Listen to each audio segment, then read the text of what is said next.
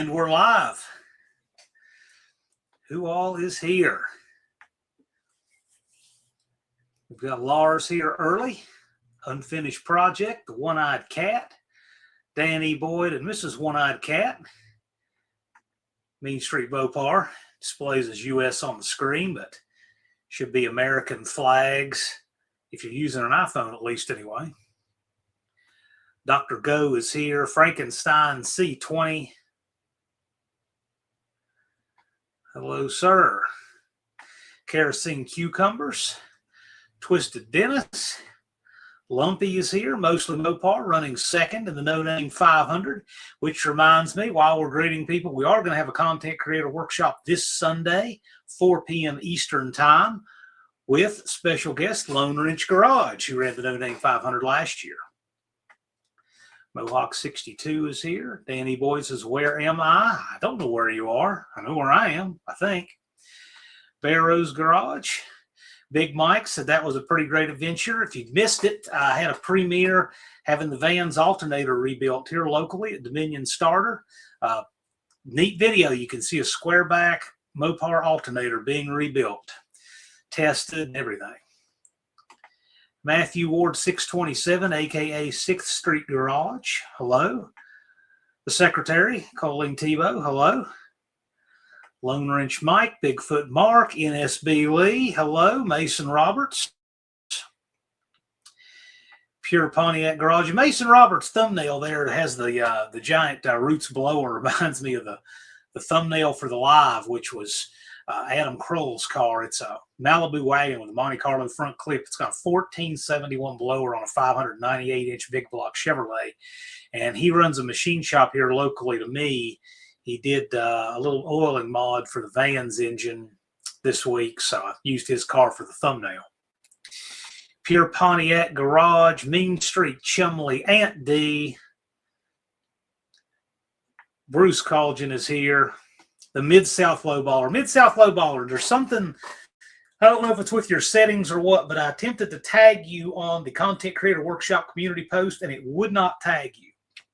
I mean, I'm reasonably certain you don't have me blocked, but it would not do the tag for you for whatever reason. So why is the alternator fan painted red? I have no idea. It was like that when I got it. It may be a factory thing, but that alternator had been rebuilt before. It was a parts store rebuild, and they did a better job of it. I don't know the answer to that, but it's fine with me. I mean, I don't care. Heavens Mopar Scott, glad you're here. Thumper is in the house. Unfinished Project says safety red. Okay. But, you know, it makes a good point. Mike was mentioning you get condensation in these starters and alternators, and having stuff painted in there would at least help prevent corrosion. So Bruce says the finest painted reds, if you get your hands in it, you can't see the blood. I don't know. At least it's an internal fan. I prefer fans that can't bite me, stuff that won't attack you under the hood. So I like a fan shroud for that reason. I've had damage to my fingers and hands, and I don't want any more. So I like having an internal alternator fan. I like having a fan shroud for that reason. Thumper says he's helping a guy build a 400 for a 71 GTO convertible. Okay. I assume you mean a 400 engine, not a TH400. Thumper says the whole crew is here. Well, a lot of them are. Can't be the whole crew. We've got 33 watching so far.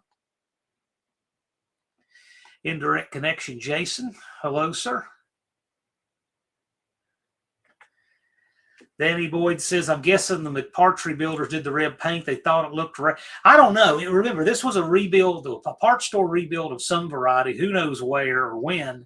It was on the van when I got it, but the dead giveaways, it had that horrible cast pulley that they would put on them.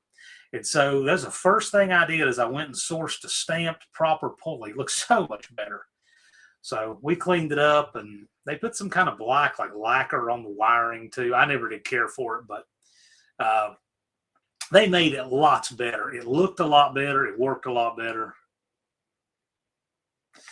Mid-South Lowballer, take a look and something that could default to. Yeah, I don't know what it was. Everybody else is tagged just fine, but that's okay. I mean, you know about it. I'm telling you right now, the Content Creator Workshop is Sunday at 4 Eastern. If you would like to come out this Sunday, we try to help people get the most out of their content, so that the same video you might shoot, instead of getting, X number of views, it might get Y number of views.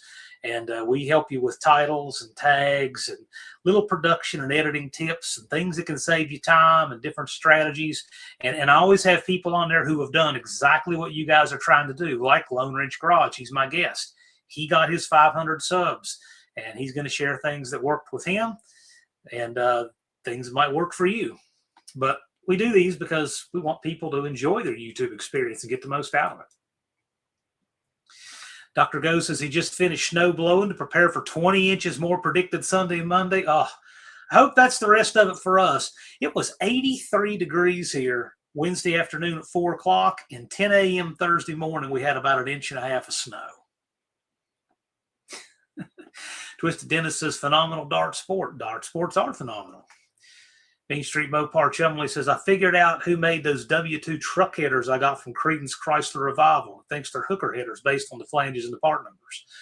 Well, as long as they fit and they're decent.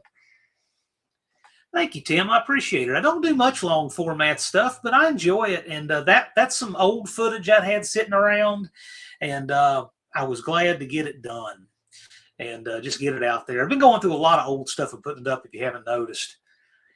Indiana Garage says, hey, boys and girls. Hey, Adam, what is the motivation to go to Indiana Garage from Hoosier Garage? I just noticed you made that change. What's up with that? Mohawk 62 says, hello to the rest of the family. Howdy. I didn't know how an alternator works. Well, you know what? Those guys know. That's what's important. They do good work. I'm glad they're there. And Mike's been doing this since '77. I don't know how old a fella he is, but obviously considerably older than me. I think that's when he graduated high school. Adam's about my age. He might be a year older. There's something close, real close. So hopefully, as long as I need alternators, between the two of them, one of them will still be doing them. Because I really like their work, and they do them for mowers and commercial stuff and everything. So if you guys want to have your stuff rebuilt in America, you can send it to them, and they can do it.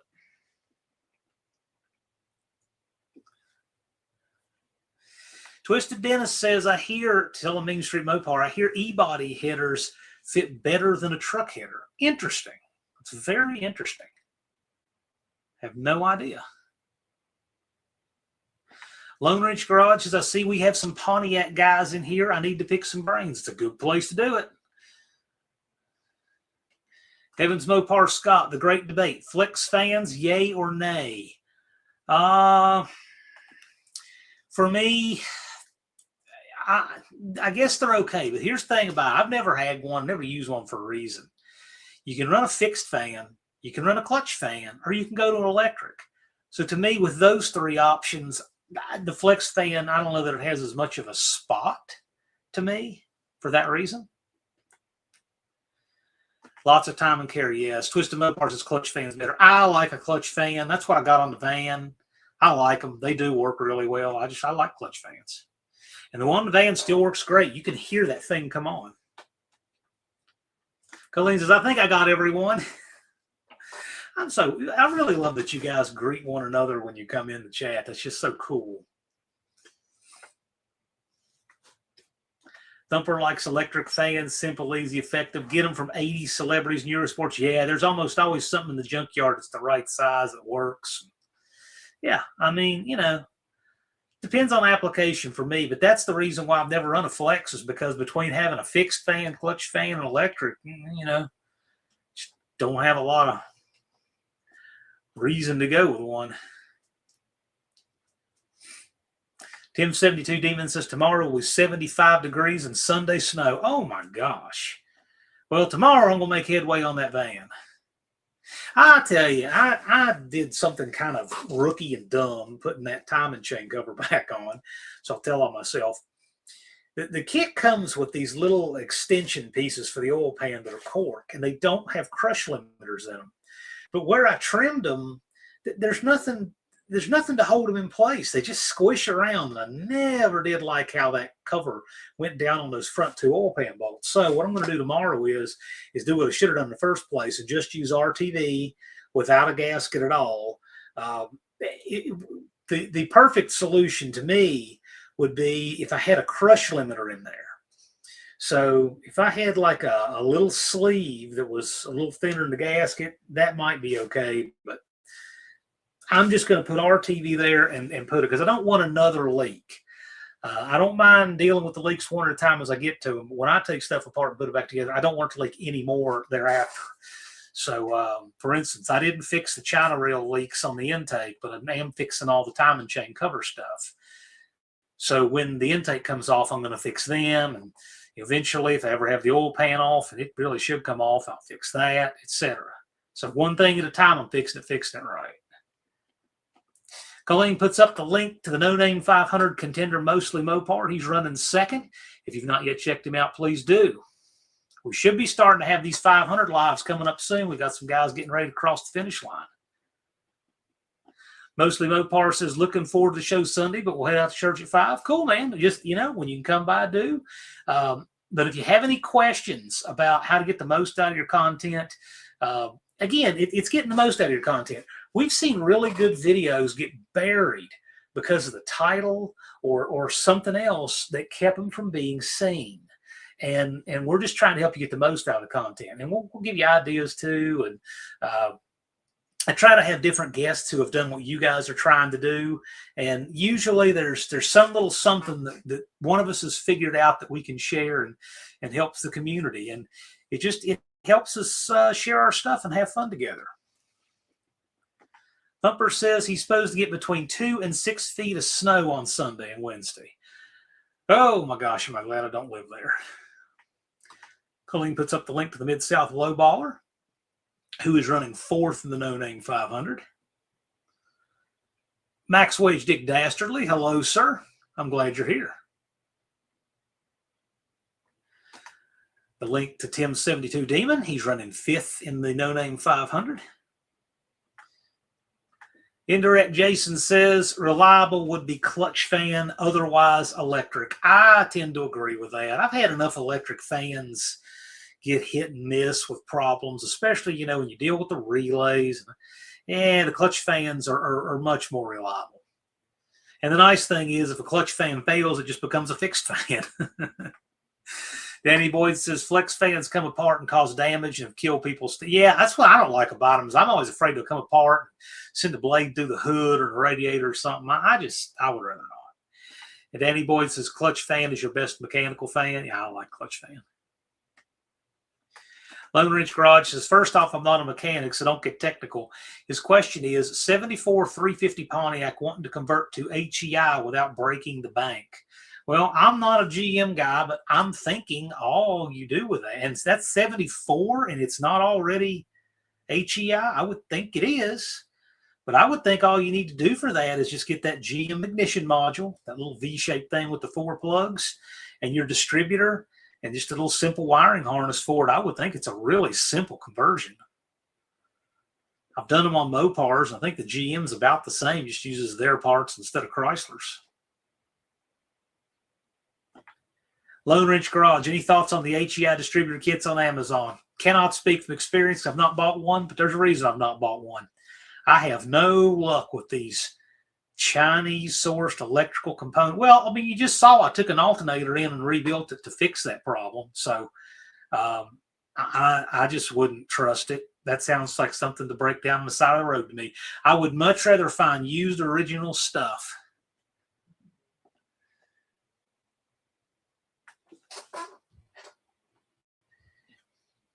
So Lee is showing you what a clutch fan can do. It can, but I will say when I see clutch fan do something like that, it's usually because a motor mount breaks. That's where I've had that happen. Thumper says, simple to put an HEI in, make sure it has 12 volts and stuff it in top dead center number 1. Yeah, you just need the distributor and that little ignition module, and Just that little piece of wiring harness takes. I think it's about like doing one on a Chrysler. In fact, I've seen people use the GM module on a Chrysler swap.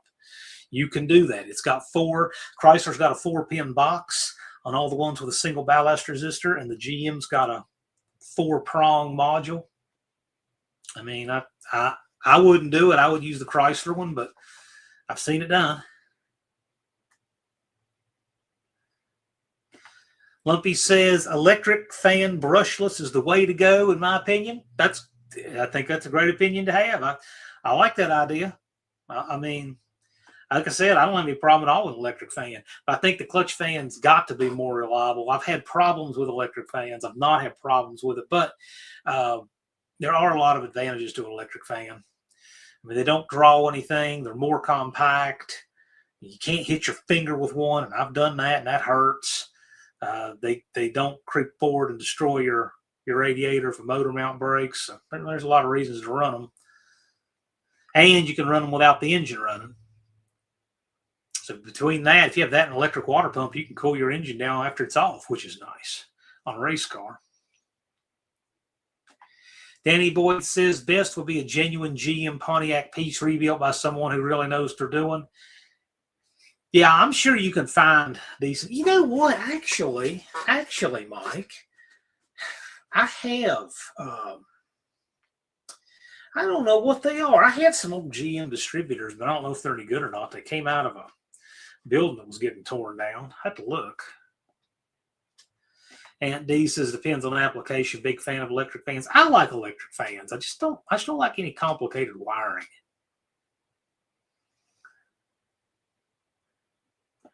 Lone Ranger's thinking about the OEM distributor. Yeah, me too. That's what I would do.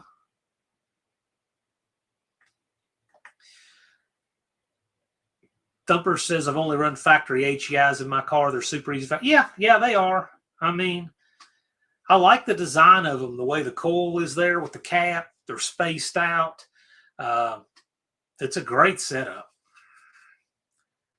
That's well, yeah, you changed it. You have points now, right, Mike? You have points. Now, there are companies that make drop-in conversion kits that go in your factory distributor, but man, those are roulette. I've seen so many of those not work. I would run just a good junkyard factory HEI, just like Thumper says, a good factory junkyard HEI distributor module. Just drop it in and go. It won't cost much. Dennis says there's several types of clutch fans. Just a clutch, then a thermal clutch. Heats up the fluid in the clutch and starts to engage more. Yeah, that's what most of them have. That viscous fluid, with heat and expansion, it comes on. Aunt D's using a 90s Lumina fan on the wife's F100. Oh, gosh. Lars is multitasking while listening. Cool. And that's what Thumper's talking about, the Pertronix breakerless conversions. He says they work great. Well, hey, he's run more of them than I have. So I've heard mixed reviews on doing those kind of conversions. But, yeah, that might be more what you want to do. You can run that with the original distributor. Probably would wind up costing a fuzz more than just changing to a factory HEI, though. Somehow Don Quixote comes up on the live. Leave that to Dean Stevenson.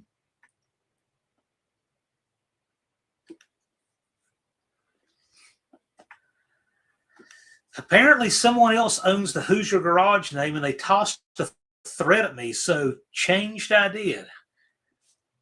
Okay. I don't know. If you know anything about me and my history, that kind of stuff doesn't go well with me. But I don't know. That'd be interesting. I'd be interested to know that story. I'd be interested to know that. About how long do these shows run? You talk about the Content Creator Workshop. They don't have a set time. They're not as structured as Friday Night Live, but we are going to do it Sunday at 4. Usually 2-hour lives that we strive for. If people have all their questions answered, sometimes we shut them down about an hour and a half. If people have a lot of questions and we have a lot of shifts of people come in, we run them a little longer. We don't want to get on top of anyone else's time on Sunday, but that one doesn't have a set time. But you know, we're going to kick it off at 4 o'clock Eastern on Sunday. We're going to try to answer questions and help people get the most out of their content. And also, we'll do this. We'll probably do another one before then. But we, every year, for the last couple of years anyway, we'll do it again this year because it's so popular. The Shorts Challenge, 30 shorts in 30 days. I think we start that on the 5th of June, and we run it through the 4th of July. That's the last one. 30 shorts in 30 days. And it seems like everybody who participates that and does one short every day for 30 days, they all wind up getting their 500 subs. Imagine that. But those are fun. I do them with you guys just to do it with you. It is a lot of fun. And we're going to show you some economy in how to do your shorts so it doesn't take over your life with video editing. I'm surprised more people don't take advantage of this. You can shoot 7 shorts in a half hour or less, and then schedule them all to drop daily. And so you can literally spend an hour of your time or less shooting all of your shorts and just schedule them to drop. You don't have to touch a thing. The only thing you have to do is just tend the comments after that. Run, Dennis, run. Yep, indeed. Okay, hello.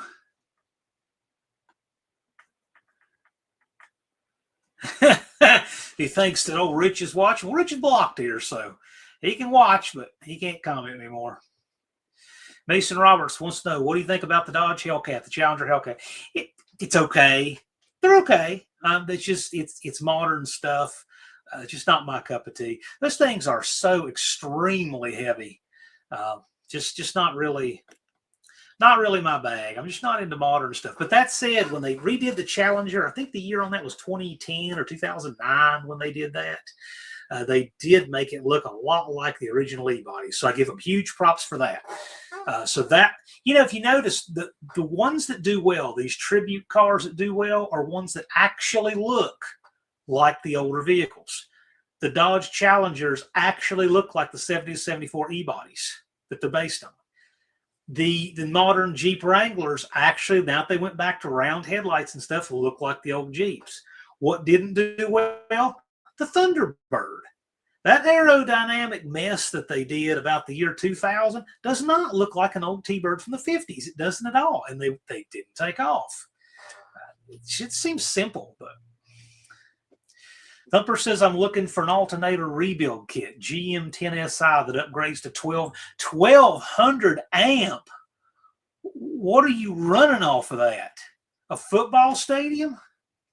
Surely you mean 120. 100 amp. Okay. Yeah, all right. Max wedge intake is like a small block. I don't use the cork MPs, it's just RTV. Yeah, I agree with that. The RTV. But wait a minute. But isn't the max wedge intake? But isn't that intake? It's a dry intake, right? It doesn't have the water jackets like a small block. I'm trying to picture that. Yeah, I'm not worried about doing the China rails. I'll do them with RTV when I pull the intake off. I'm talking about underneath the timing chain cover where it goes on the pan. And so I made a little bit of a mess trying to do that with those short cork pieces. I thought, it'll be okay. And then when I put them in there, I realized why I shouldn't have. That one bolt, there's no support. They squish around. I'm like, nope, I'm taking that back off tomorrow, taking those out, cleaning that up. I'll redo it. I do not want to leak, so I'm going to redo it right. I told on myself, I'll try to remember to show it in the video when I take it back out. Slant Daily Garage says, what's up, suckers? One thing that's going to help a lot, though, is that when I do my timing chain cover to block, I don't use RTV for that. I use Permatex number 2, which is this non-hardening tar-like stuff. I really like that on paper-type gaskets that go between machine surfaces. And since your timing chain cover is cast aluminum and then it's milled flat, and your engine block, of course, is cast iron. It's milled flat. You don't have the kind of irregularities that you would feel with RTV. And so you put this on there, it's non-hardening, it'll come back apart and it'll still service. Whereas if I'd put RTV on there, that gasket will be ruined. I'd have to source another gasket. So that's kind of a nice thing. And plus, too, you got all kinds of time to work. Like if you have a problem come up and you've already put it on there, you could go away for an hour and come back and it'll be fine. So I like the Permatex #2, the old school gasket sealer. I don't think HEI came out till 75. That might be right. I know Chrysler started going to their electronic ignitions about 72 was about the changeover year. Mopar cases, do I need one working brake light? Also, my wiring's a mess. I assume tech will not like it. Well, I don't know that the wiring is necessarily a mess is what matters. Just read your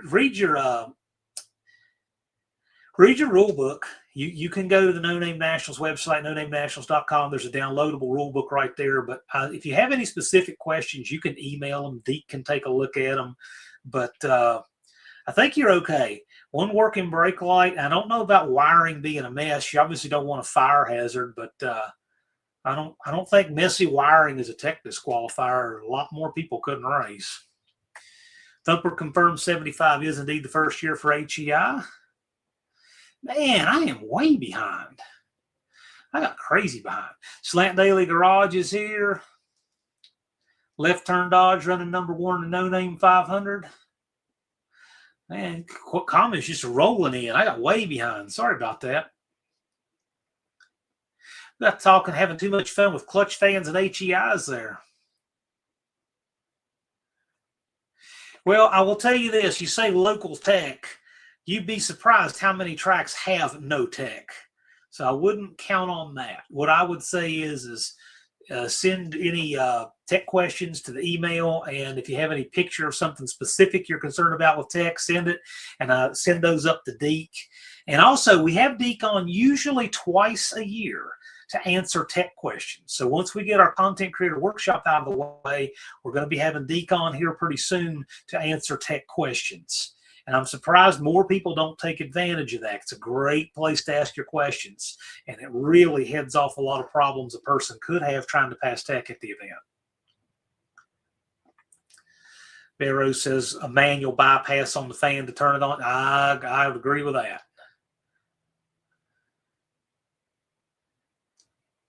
All right. I'm going to skim ahead because I'm behind. I used to tease Dallas about this. Now I'm doing it. B&R Racing is here. Hello, as is Dust Devil Garage. Hello, gentlemen. Glad you could make it.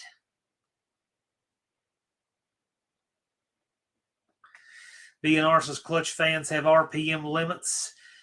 He says never seen an exact safe figure, but maybe 6,000. Yeah, I mean, if you're spinning one to the moon, I probably wouldn't run the clutch fan. But see, because at that point, you're going to want the power back anyway. So most people go to electric at that point anyway.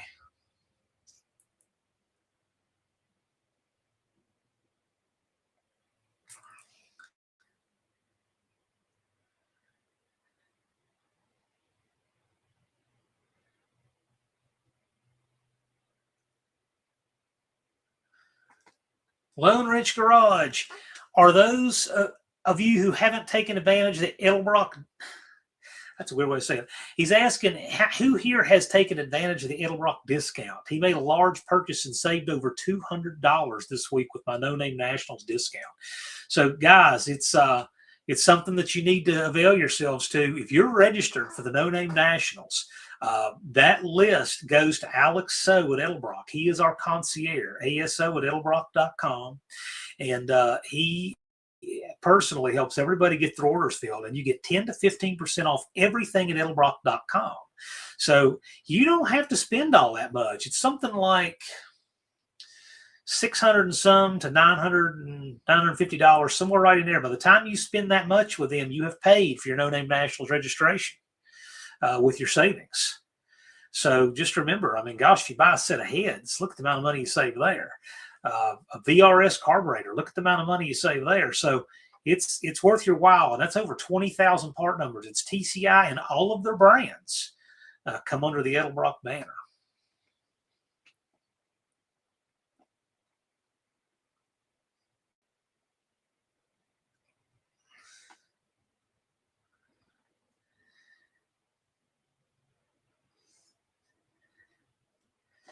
Indian head is different than number. I just use Permatex number 2. It's what Dad always used. That's what I always used.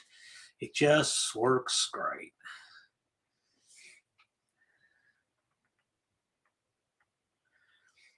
Levi's here. Hello, sir.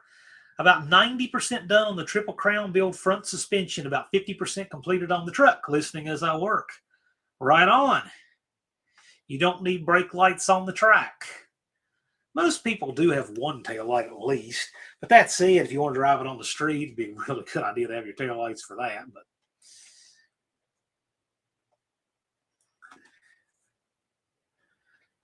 he says it doesn't have water jack. It's just like the small block gasket set. Okay. But the small block intake has water passages on the front.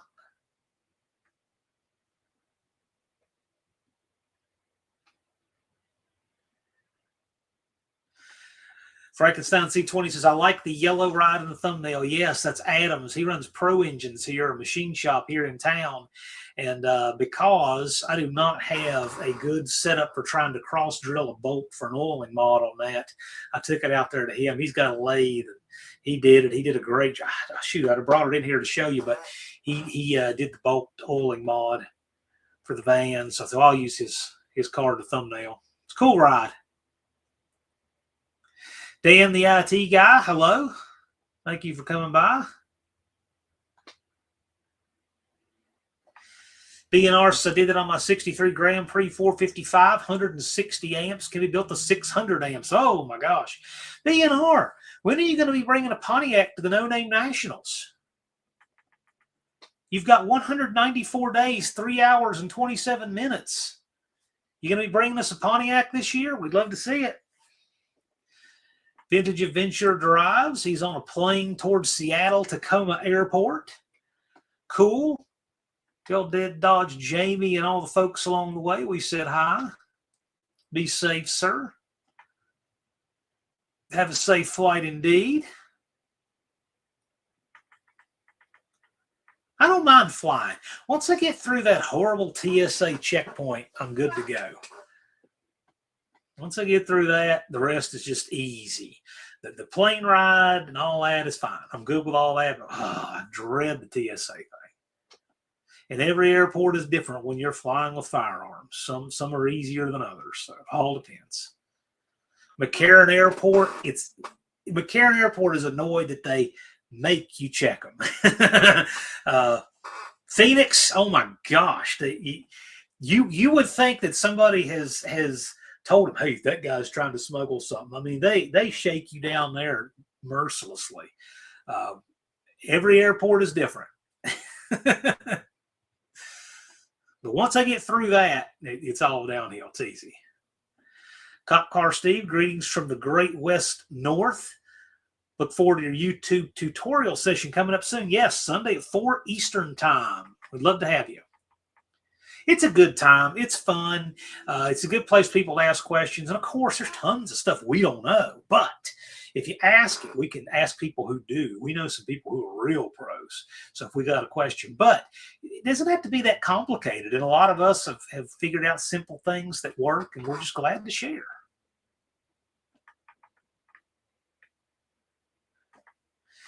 BNR says, don't know. I did pick up a nice rolly frame to fix the white 454 pickup. Also, you're going to fix it. You're going to swap the frame out where that truck was in a wreck, right?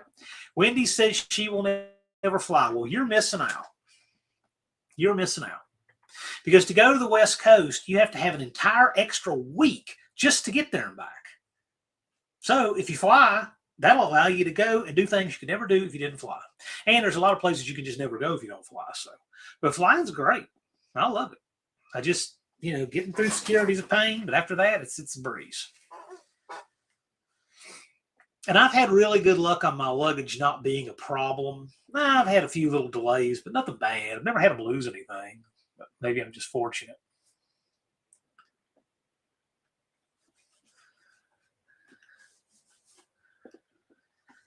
DNR's 454 pickup. I'll tell you what, I think he made over 20 passes one year at the No Name Nationals in that truck. Hot lapping. He loves it. We're glad to have him. Big Mike says his son Isaac had a very long plane ride currently in Japan. Yeah, that is a very long plane ride.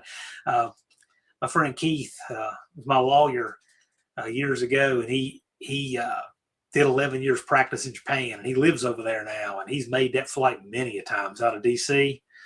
Whew, that's a long flight. Bear Rose says, the best advice I can give about doing videos is don't overthink it. The worst video you can do is the one you never published. By and large, that's right. You don't want to overthink it. But I got to tell you, when you talk about overthinking it, there are people who will posture around and worry about the editing and all of this paralysis. And what I say is that good videos only follow bad videos. So just make them. You got time to improve upon them and make them good, okay? Your first video will probably have all kinds of things you can look at in hindsight and say, oh, I wish I'd done this, that. But as you do it and you get more experienced, you do it better. You do a lot of things in one take.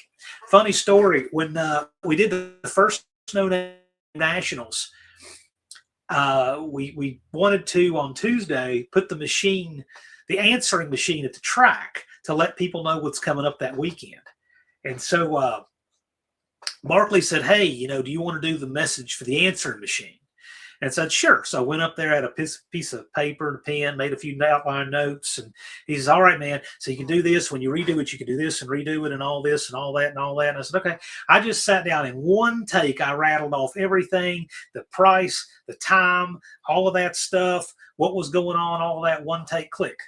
He says, nobody gets that one take. I said, yeah, but it's not one take for this. It's been take after take after take, doing all these videos and live streams for years. We get better at production because we get used to doing things in fewer takes because we want less editing. So that was the practice for this. It's just the way it is. BNR says, would like to get machine work done on the short block for the 70 TA, depending on how many side jobs I get done.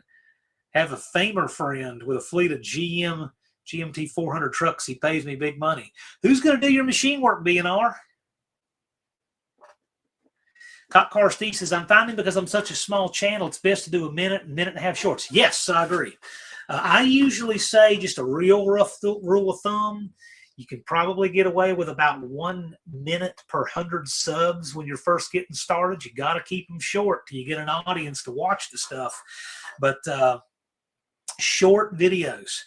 If a person can literally watch your video while they're using the bathroom, they're far more likely to click on it than not. People have very short attention spans these days, and that drives people toward that long-form content. So shorts are good. Shorts are like, memes and trailers for your long-form stuff. But, man, I'll tell you, if you have a channel and you've got 100 or 200 subs and you make a 17-minute video, I'm sorry. No one's going to watch that. They don't want to take a chance on someone they've never heard of and spend that much time out of their life. So you work up to that.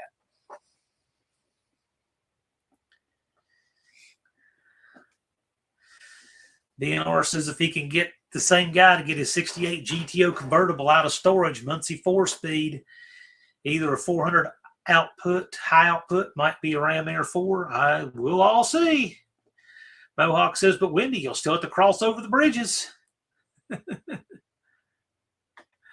Turbo Tom says it's cheaper to fly to Japan Disney than Disney World USA. I wouldn't doubt that, but I don't plan to go to either. I went to Disney World when I was really young. We went sometime in the 80s, my folks and I, and I got to tell you, from what I hear now, it is an obscenely expensive leftist virtue signal cesspool. So it's what I hear now. So I don't have anything to compel me to go there. Don't have anyone to go with anyway, but and if I'm going to go anywhere like that, I'd probably go to Busch Gardens because I love it in Williamsburg. Evans Mopars, my goal is to ship the Duster down and back, but we'll still have to fly in and rent a car. Unless someone could pick me up and take me back to the airport to St. Louis, we'll save a car rental. I would say almost certainly we can work that out for you, Scott. I wouldn't worry about that. Somebody can help you. And we're going to help you with that shipping too. Stay tuned for that. We're going to put something together for Scott.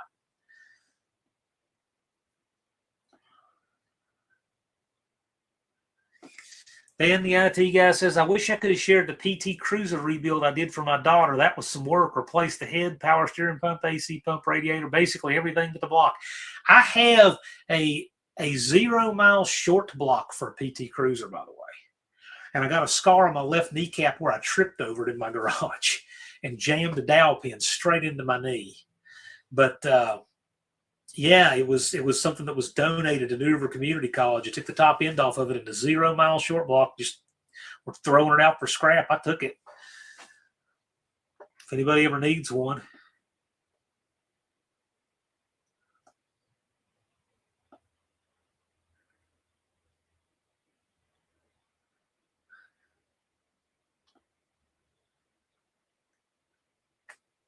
Mid-South low baller avoid shorts like the plague. Yeah. And the thing is, what I don't like about shorts, just from a philosophical perspective here, is our eyes are oriented in landscape. Shorts cut out all of the action. You watch a car on the drag strip with a shorts, you are guaranteed to miss the launch and everything. You're just looking at this narrow vertical slice. I hate it. But that's where all views are, because that's what attention span people have, especially if you want a younger demographic. I can't stand it. I wish, if anything, they'd done shorts and landscape. That would change everything. JB's Little Shop. Hello, sir. Glad you're here.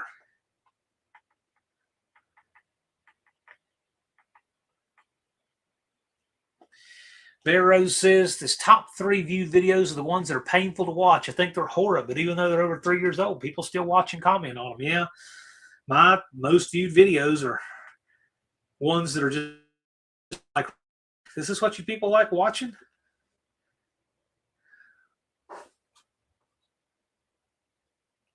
I'll probably never have a video better than drunks at a football game.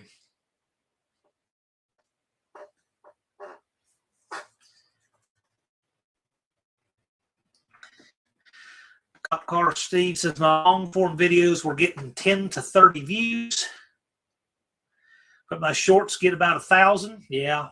And that's the thing. It takes both. The channel needs to be built on long form now. I've seen some built on shorts at one time. I don't think you could do that anymore. But yeah, shorts. But I don't know how much recurring viewers you're getting from all those views and subs with shorts. And shorts used to really build subscribers. They don't do as much as they used to. Frankenstein C20 says, I like to do a short that's connected to a video. Yeah, that's a great strategy. I like that a lot, actually. Unfinished project is still at work. Rapid Transit J has a scar and a hole in his right shin from an angle grinder, turning a 6-inch, 3/8-inch drive extension into it. Got that by being cheap. Yeah, don't we usually get our scars from something we knew better to do in the first place? Left turn dodge says, other than the best one I have, that most always has 150 so per 48 hours. All of mine are running engines. Yeah. Yeah, your stuff is really good, Chris. I can see your channel really growing well. Once you get these first few hundred subs to where it really seeds it, your content is really good and it'll carry it. I like what you're doing there. And you're running first in the No Name 500, and you're only about, what, 70 subs away? 60 subs, about 60 subs away. So pretty soon, I think we're going to be having a 500 celebration live with Left Turn Dodge.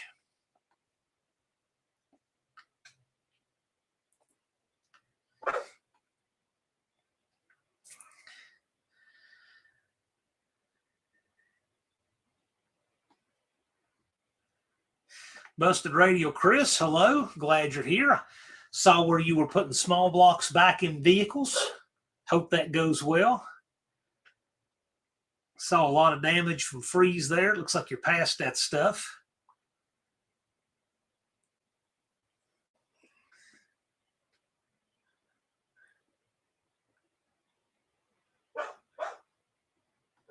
$63, but who's counting? Yeah, I knew it was pretty close. I knew you were 430 something. All the cars are done. Well, we're hoping we see you at the No Name Nationals in September. It'd be great to see you there. So, looking forward to that. And I'm sure you got a whole lot of stops along the way. So, your season is probably getting in full swing now. So,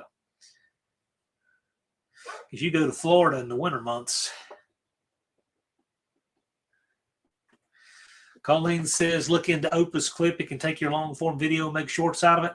Also, just you can make a short from a long form anyway. You can do it manually. You can cut out up to 3 minutes you want to use and format it down. There's different ways you can make a short from a long form video. To me, I kind of like shooting them independently just because they format better, but sometimes you can't. You know, experiment around with it. The calendar is definitely full. Yeah, I understand that.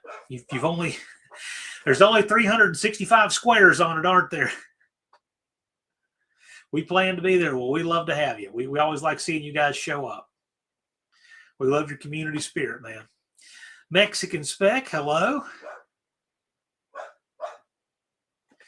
Mostly Mopar says my most viewed video by far is a short to the point video where I show a Chevrolet ignition module wired up to a 440 on a run stand. There we go. It's what I'm talking about. People who do Mopar ignitions with Chevrolet ignition boxes. Yes, that's excellent.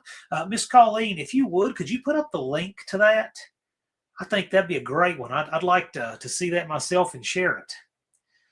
Chevy ignition module wired up to a 440 on a run stand. We want to see that.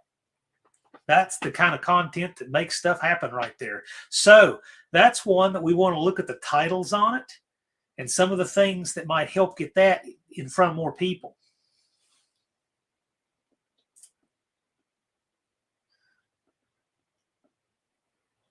Cop Car Steve. Cop Car Steve, I know a lot of Canada's Spanish, or not Spanish, a lot of Canada, well, probably now, a lot of Canada's French speaking. It probably is a lot of Spanish there now, but French speaking. What areas are, and your area isn't one of them, is it? Just asking. I know the part where Alex Trebek was from because he liked to rub your face in it all the time on Jeopardy.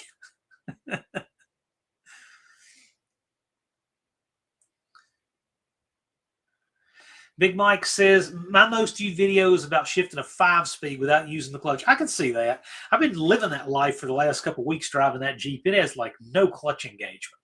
So you just have to really hit your shifts just right in that thing. Oh, no. And today, I'm driving back from dinner with my aunt. Today is her birthday. So we went to Red Lobster for her birthday. I tried to not look like a bum. Tried to wear something a little nicer today. And I just put gas in this Jeep, right? And I had a quarter of a tank. I start up a hill headed to the house, and literally I run out of gas right at the peak of the hill. I'm like, what on earth? I ran out of gas. I'm like, am I out of gas? The gas gauge was showing a lot and it showed nothing. And I cranked it, and I could tell the way it wasn't hitting the dial. So I'm out of gas. So I'm right at the crest of the hill. This just happened like an hour before the premiere. It was like a couple hours ago. So I'm like, okay, I got this. I put it in first, let the clutch out, turned the key, used the starter, got it to the crest. There's a gas station right over the crest. I just worked out perfectly. I drift in there. I fill it up with gas. And got the battery really run down doing that. But fortunately, it got enough gas to it and it fired right off. I drove home, no problem. But when I filled it up, I noticed it was dripping gas. The thing has developed a leak somewhere. And that's why there was no gas in it. I'm like, how in the world I run out of gas? I could not have driven it like 50 miles to put gas in it, but there's a leak. So I'm like, lovely. It's like the movie Speed. You got enough problems, and now it's leaking gas, right? I'm telling you, if I just had a camera running the whole time I drove that Jeep, there would be all kinds of content just come up organically. Stuff exactly like that. The real question, Busted Radio Garage asks, will Unfinished Project be at the No Name Nationals? I would love to have the answer to that. I really would. I would love to know. We would love for him to be there. Colleen puts up the link Mostly Mopar engine stand video. Yeah, check that out. That'd be cool. I've seen it done before. I'm gonna watch that one too.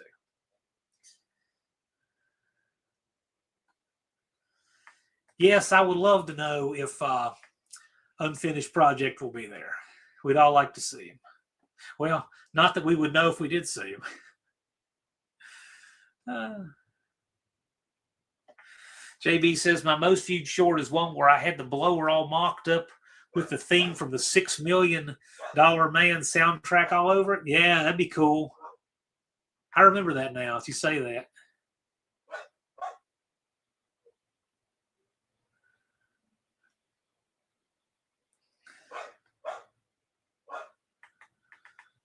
Yeah, Jethro took a nap the whole last time Friday, 2 Fridays. I said, well, let's try our luck a third time. And he's in there barking now. It's because I was gone for dinner. And so he's, oh, well, he'll live. Indirect Connection says, start my new job on Monday. My prerequisite was I had to be off for No Name Nationals.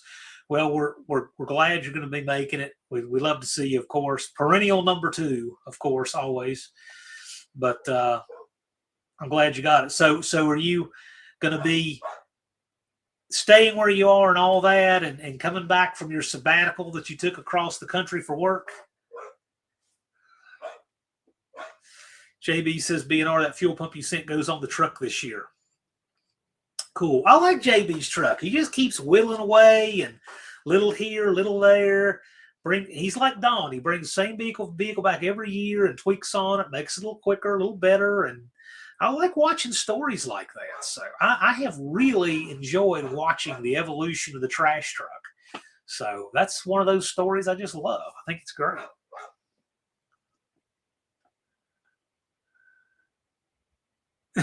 Dean says he recognized Unfinished Project anywhere. Really strong back muscles. He's got that farm strong thing going. Catcher's mid hands and just really strong. Dust Devil Brian shows us an instrument panel here. I'm assuming this goes in the duster. Cool.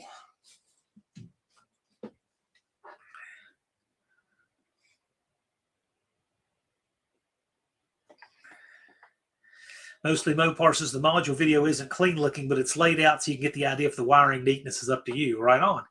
BNR Racing says easy off is the best way to clean decades of grime off. I mean, I used off-brand oven cleaner.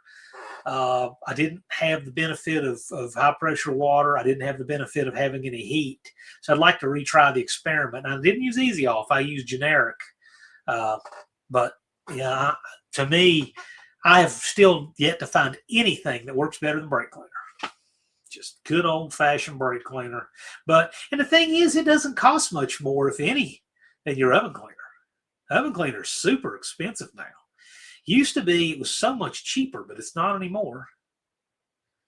And, of course, it's not because brake cleaner got cheaper. Nothing does, right? Off-brand is $5 General. That's what I used. We have Dollar General Market down here. I put up a short on it. It was okay. I would just say mediocre. Left Turn Dodge says he's never done a clean video, but those always do well, and I think it's because so much of a project in reality is cleaning stuff. Oh, boy. Unfinished Project. I got to remember this. It's 53 minutes in. If you show, you can wheel one of my cars on the burnout pad. We'll save that for you. And we'll save that. And I got to send myself a note here. I don't want to forget that.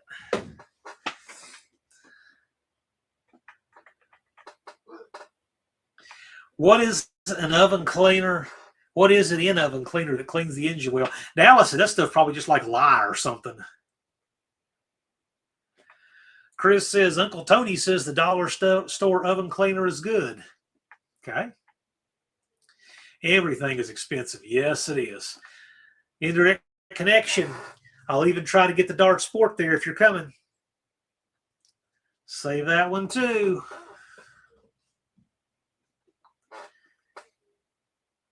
I'm going to send him these. I don't know if he's still watching or if he's headed back from work or what. Frankenstein C20 says he sees they have the water-based brake cleaner now on What No Way channel. Yeah, I don't know.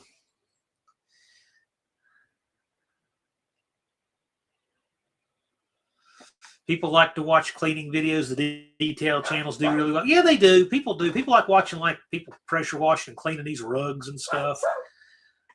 You know, Barrows says the yellow death in a can, you know, is the right kind. And there's probably a lot to that. I just don't know.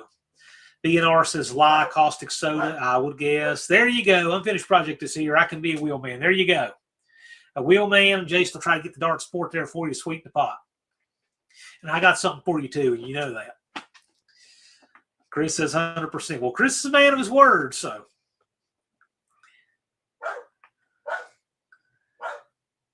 My type of cleaning involves a hot pressure washer. Yeah, that's great. But the one thing about the van is I don't have that luxury because where the engine is in the engine compartment, I mean, I'd have to do all kinds of preparation inside to try to keep it off the seats. And so what I did was low pressure. I scraped everything good, tried the oven cleaner, pitcher of hot tap water.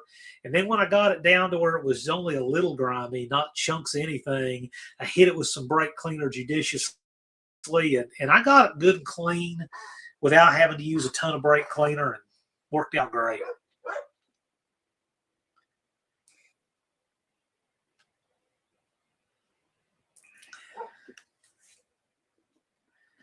Barrows says, if you don't mind the smell for about a week, the best stuff is $2.45 a gallon here in Idaho, and it's premium. Okay. Yeah, Mexican spec. I'm not taking the seats out of the van for that. There's no way. Pull all those captain's chairs out. Nah. I mean, I realize that, but man, that's a lot to try to cover with a. And see, you'd want to wash it from the inside. You'd be having to do that all up over the dash and the glass and the headliner and then behind it. That is so much work. But I do something. I got to figure out something from the inside because I want to. Well, I need to clean the bell housing and try to get the back. We're going to pull the intake off anyway. So that I'm almost willing to just clean it up by hand with brake cleaner and shop towels because we're pulling the intake soon anyway.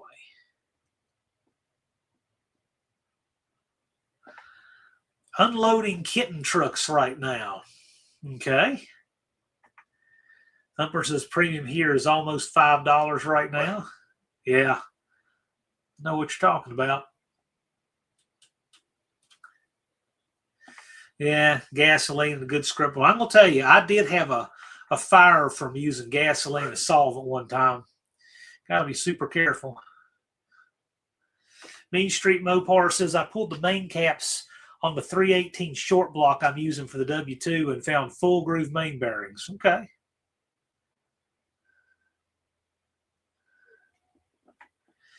Rapid Transit J recommends using RPM from Superior Chemical. Great stuff. Excellent. I like recommendations from stuff you guys have used. That's helpful.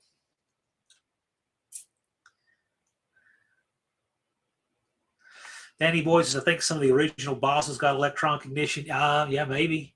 It's right at that border year.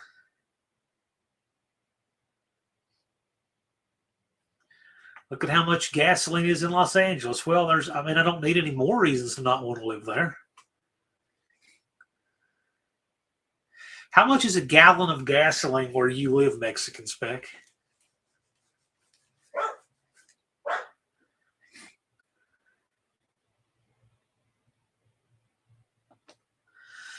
Thumper says, when isn't wallet a thing? When we build junk with junk and use junk. Yeah, I hear that.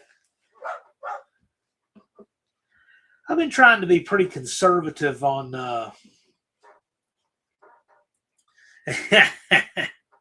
thank you. I'm trying to be pretty conservative on the van. I want to do a good job, but I don't want to spend a pile on it. So I've been pretty resourceful with stuff. And I'm going to just save it because I want to build a fresh motor for it. 520 US per gallon, give or take a little. Yeah. Saw over $8 a gallon for, I guess that's in Los Angeles. Well, you got to remember that's run by people who like to spin people to death.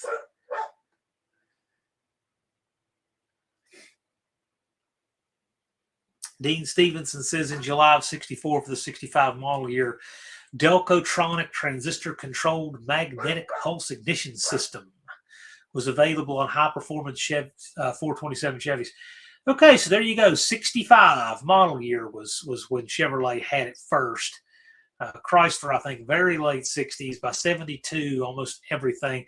I don't think I've ever seen a 73 Chrysler with points. Maybe, I don't know. I mean, I really do like Chrysler's electronic. I've had both, and I like a 4-pin American-made orange box. You know, those $17 garbage O'Reilly ignition boxes from Opars. I have seen so many of them bad, so many of them not work out of the box. I avoid those like the plague. I'd rather have an American-made one. I put an American-made one on the van, actually. E10 is just $2.89 here, yeah. BNR says he watched an AI-generated video. If oil hits 200 per barrel, gas will be $5 to $6 a gallon. Well, if this, then that. There's AI stuff everywhere, though. Max Wage Dick Dashby says if you reuse the old gaskets, you don't have to scrape them off. Just add more silicone. Yeah, in this case, with the amount of oil and sludge, no. I cleaned it all down good, fresh gaskets. Sometimes you can do that. It just depends what it is. I definitely do that on carburetors when I got a carburetor problem and it's not in the cards to get a kit for it or anything. Sometimes I'll really try to be super careful getting the lid off the carb, you know, and I've had pretty good luck with that. I need to do that on the Jeep. It's got a bunch of gas just dumping right past the needle valve on it. Oh my gosh, that poor Jeep needs some help. It does. It's got some problems.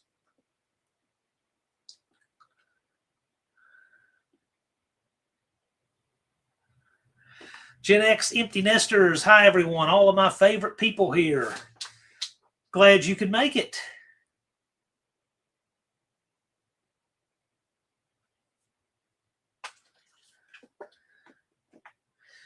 Mexican Spec says that's the rate the president mandated. My local station just raised it a bit. Oh, that sounds nice. The president tells people what gas price to have? Okay. So the market doesn't set that? The way it is here is we have so much infighting from OPEC, and presidents want votes, of course, and so they hit the Strategic Petroleum Reserve to manipulate prices that way. And then once it starts getting high, the OPEC can't, you know, keep the chokehold on. Somebody will sell to us, and that's kind of how we get the balances and all. But sounds to me like they try to do political price control there. It's interesting. BNR says, I think the 63 Fuelie 327 Corvette had transistor ignition too. He thinks that for the 375 horsepower. Yeah, that sounds awfully early to me.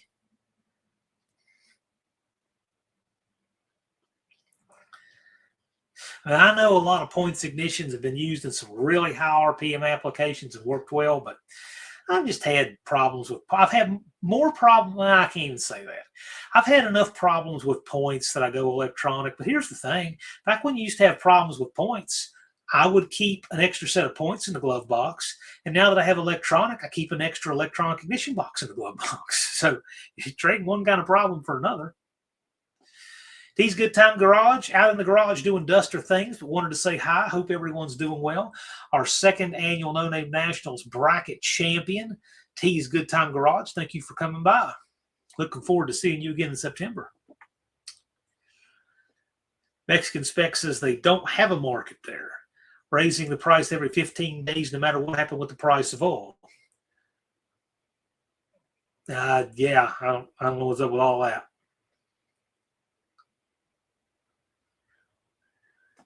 Cop Car Steve lives about 15 minutes from Blaine, Washington. Our cost for a gallon of gas is $4.61.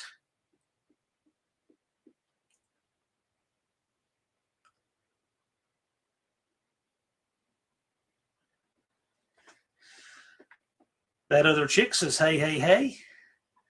Thanks for stopping by.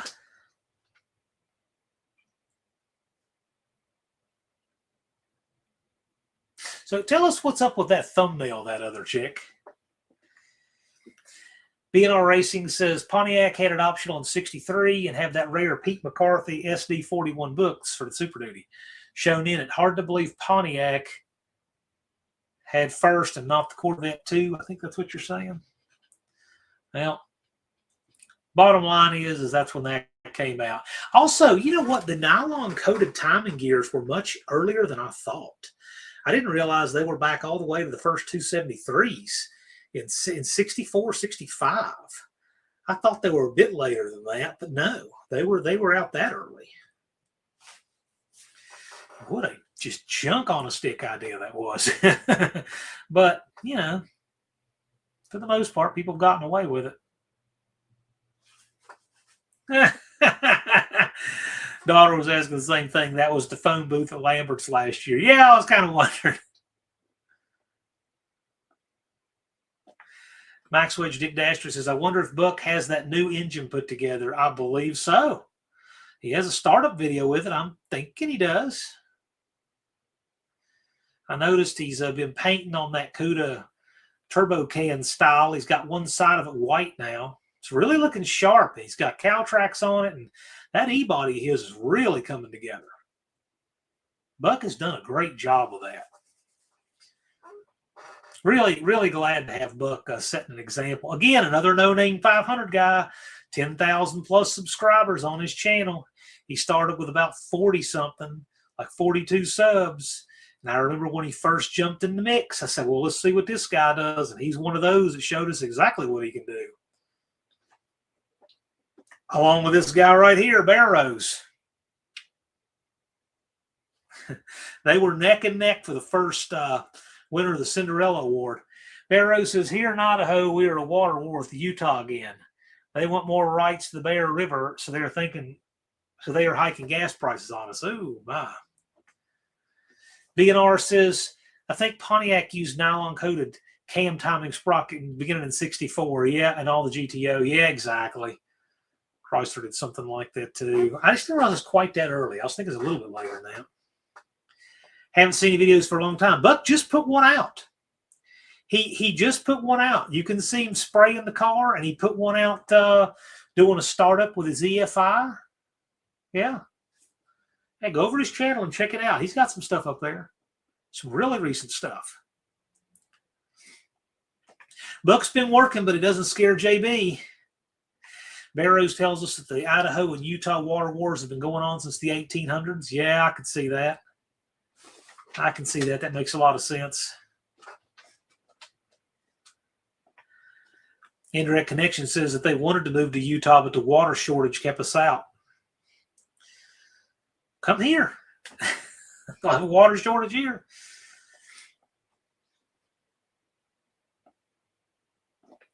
Old McDonald says, good evening, everyone, from the soon-to-be new North Pole for March. Cousin Cletus, howdy, sir. He says, everybody smash that thumbs up. Thank you, Cletus.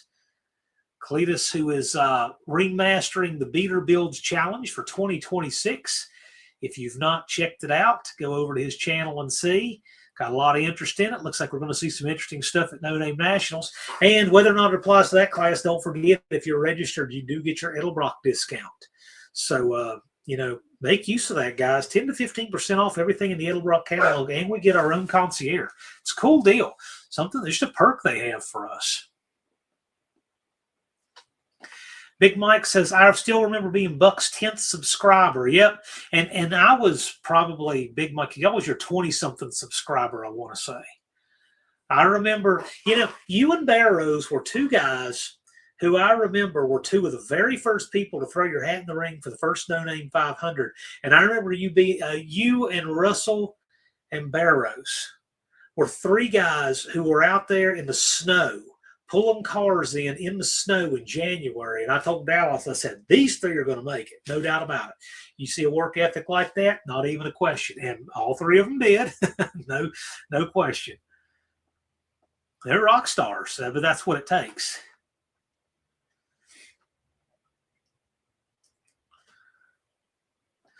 VNR says early GMC trucks could use a Pontiac V8. I thought that was cool. And Oldsmobile V8s. Neat.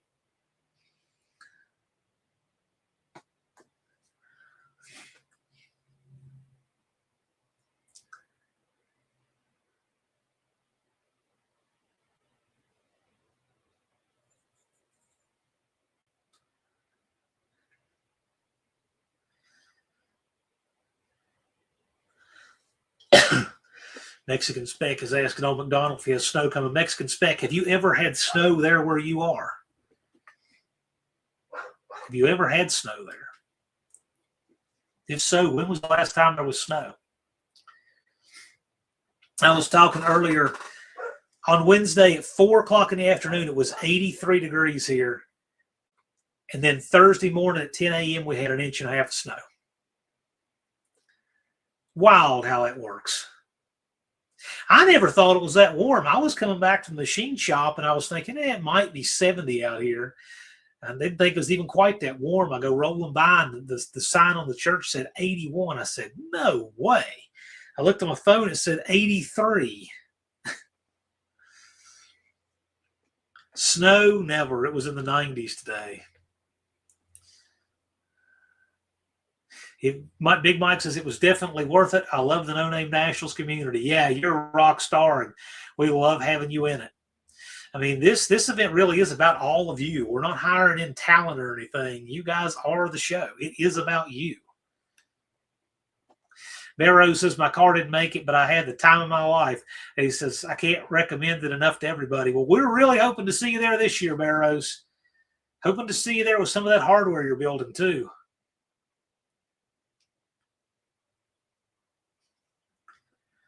Cultured Redneck Garage, who is registered for the No Name Nationals, by the way.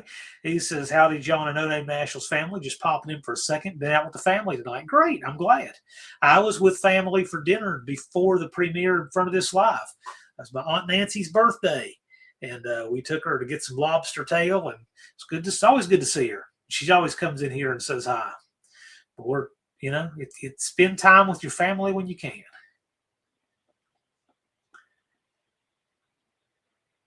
She's the only family I see, so got to make it count. Any big plans for the 5th annual No Name Nationals? Well, of course. One thing we want to have is a killer burnout competition with people like Busted Radio Garage there. No Name Nationals is a rare gathering where the talent pays to attend. Yeah, but it's because, we do this all we do it unsponsored, no corporate anything. It's the way it is. It's the way it works. And it takes everything. It takes registrations, merch sales, gate, takes it all to pay for the event.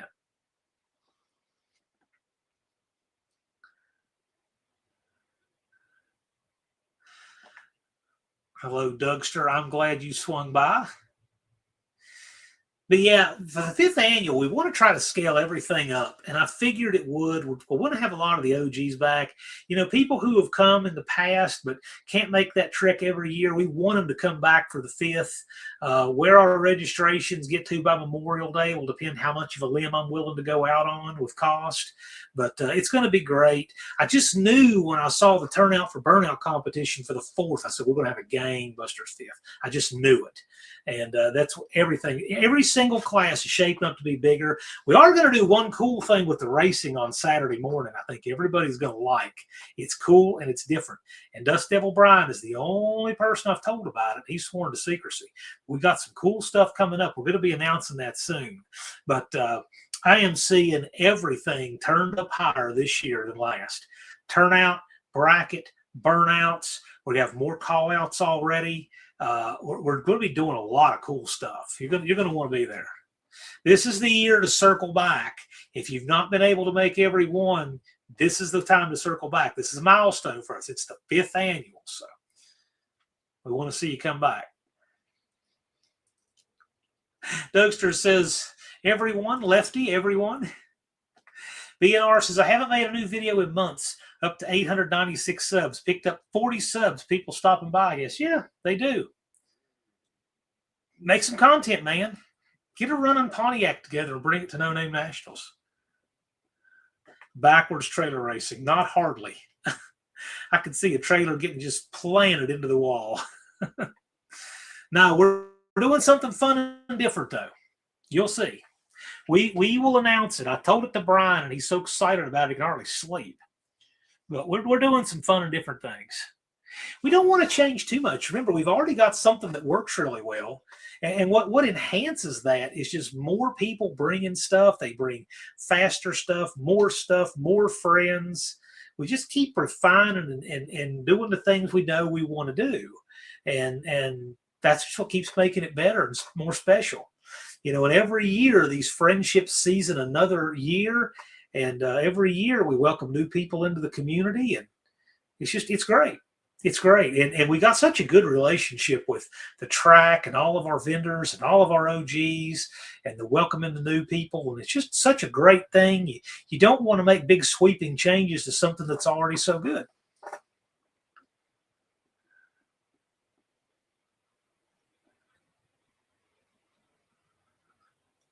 Dean says, I enjoy Cushman content. And that's something No Name Nationals offers there too.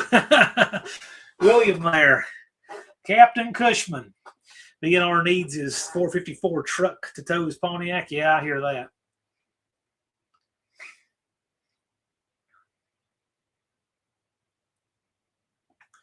Old McDonald says, I think I'm putting my snow plowing guy's family through college this winter. It's so, man, snow plowing is expensive. I have a friend who does it on contracts, and boy, that one year we didn't get any snow at all. I think we had 1 or 2 years where we didn't get any snow at all the entire year. He came out like a bandit. He came out like a bandit on those snow contracts. Well, he didn't the last couple of years, but he did those two like that were like that. Crazy to think there's been 4. Yes.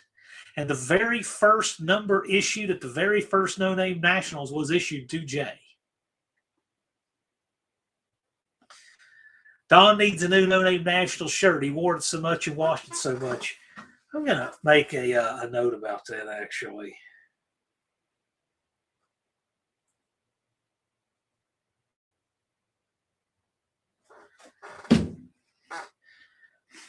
What size, Wendy? Is it an XL?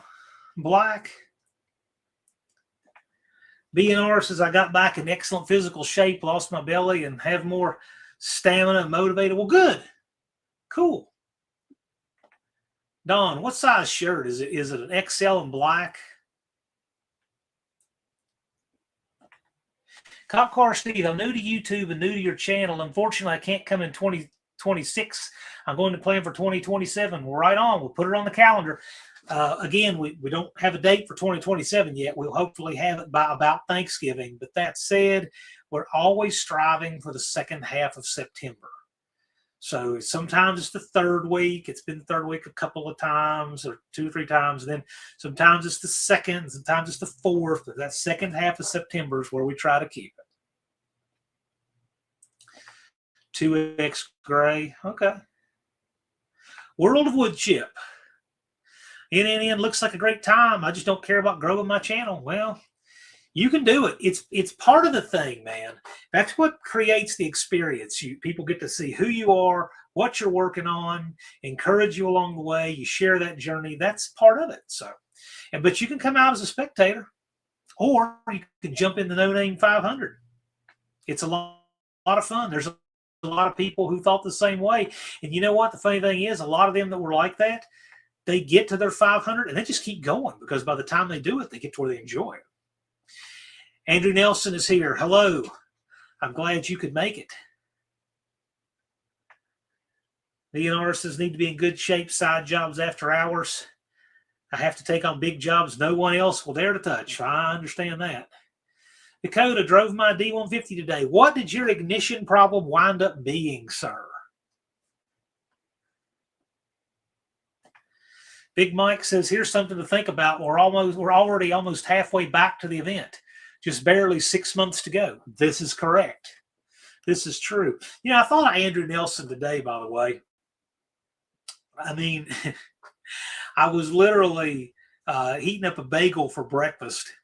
And I'm like, that's in the microwave for 30 seconds. You know what? I can stock some drinks in the refrigerator during those 30 seconds. He's got me. When he said that if you have 10 minutes, do a 10-minute job, I catch myself doing that a lot, telling myself, hey, I've got 3 minutes. I'm going to do a 3-minute job. I do that a lot now.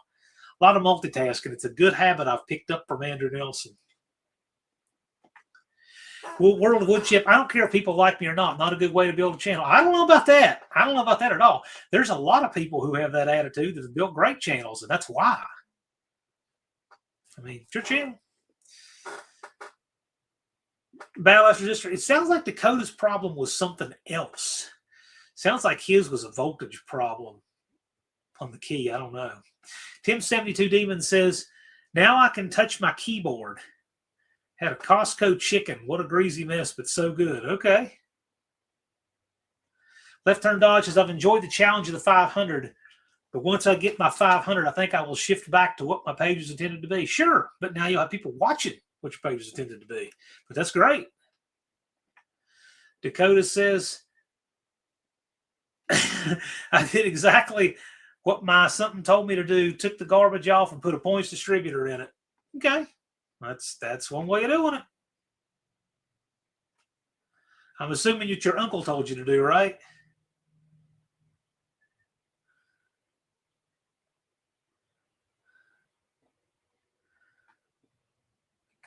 I bet you had those like aftermarket ignition boxes or something on it.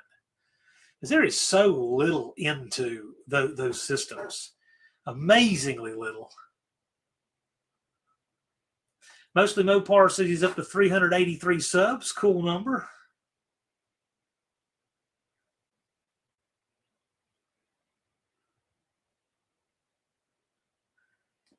Cop Car Steve enjoyed stopping by.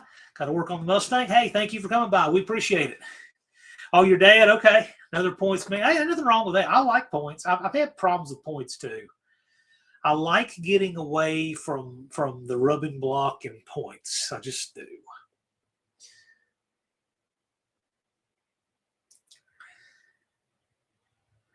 Might have been the pickup in the distributor. It could have been. There's a lot of things. You never know. Dougster says, one question I constantly ponder, Amish chickens at the grocery stores. What do they do with the little hats and beards? Oh, gosh.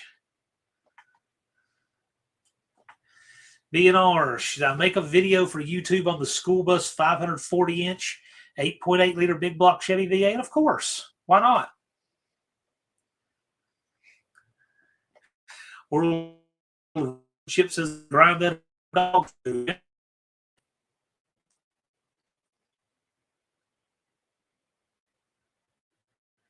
Heavens Mopar Scott says, 440 is just around the corner. Food in quotes. This is right. I've had good. It's something, but there's not much in those electronic systems. It's a really small system. You look at it on paper, there is not much to it. I literally, when I was, I don't know how old I was. It was in the 90s. I was probably about 20 years old or something. I remember going to a junkyard up in Montcalm, West Virginia, and finding the whole system on a Volare. I grabbed the distributor, the box, and a little old tiny nothing wiring harness that went with it, and just plugged it in 4-pin box. I did the whole swap in about 30 minutes from points to ignition, electronic, and it's worked great ever since. There's just nothing to it. But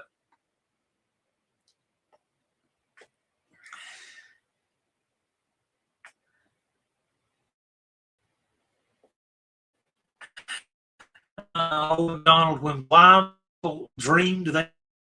I guess it depends if they were born blind or blind. I actually watched a YouTube channel about a guy blind. He had a guest on that who become blind, and they compare notes because the guy who was born blind has never seen anything.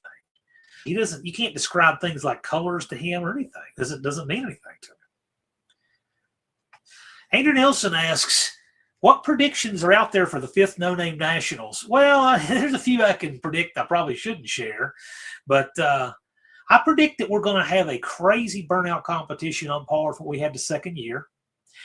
I think that we're probably going to have a better turnout than we've had last year. I think we'll have a good, strong turnout.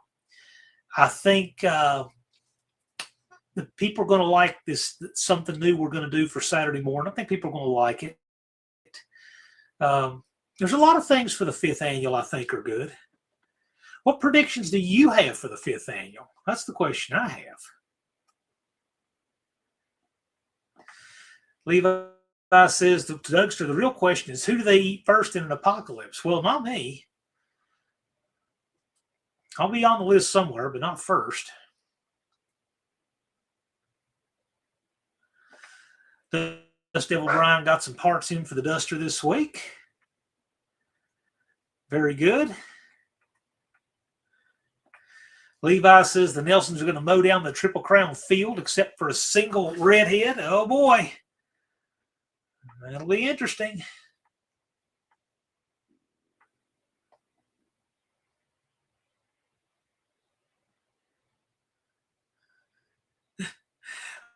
Hey, Dakota, I mean, it's whatever you want to do to it. I mean, nothing wrong with points at all. Points are great. I like getting rid of that whole spring and contact thing. I like doing away with that, but it's got its place.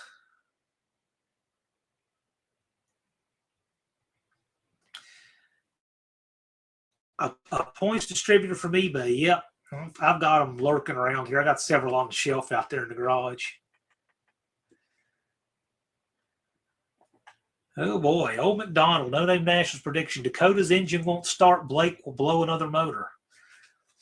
Blake's not blown a motor there, and I don't predict Dakota being there at all.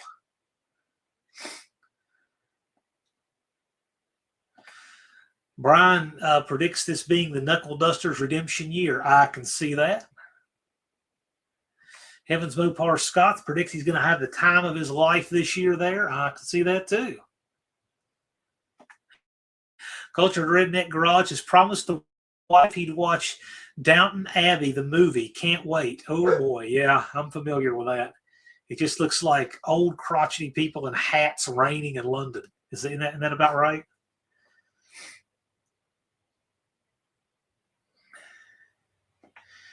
Don needs a better distributor but likes having points. I got that love-hate relationship with points. They're okay. They're all right. I always ran standard blue streaks. That's the points I always used. First set of points I ever bought was a set of Wells points, and I learned why those are terrible.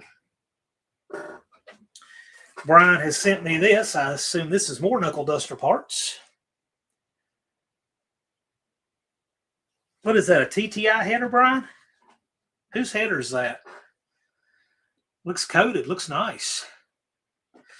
Dougster's prediction is he's going to be arriving and leaving No Name Nationals with all the lug nuts and studs intact. You can bet Doug is going to check all 20 of those before he rolls out this year.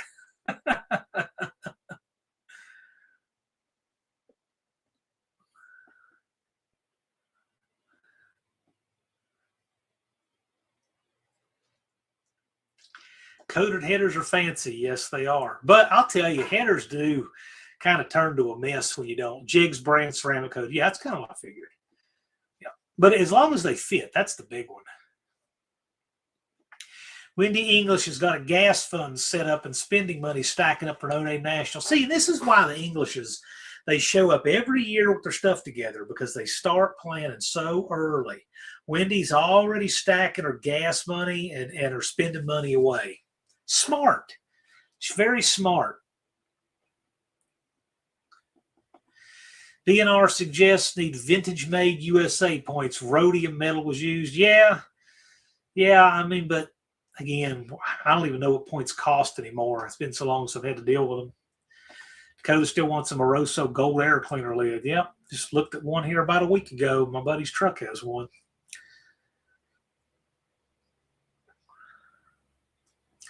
Levi says he'll never get kidnapped. After 10 minutes in the car, they'd return him. Probably. Well, Wendy, it's just true.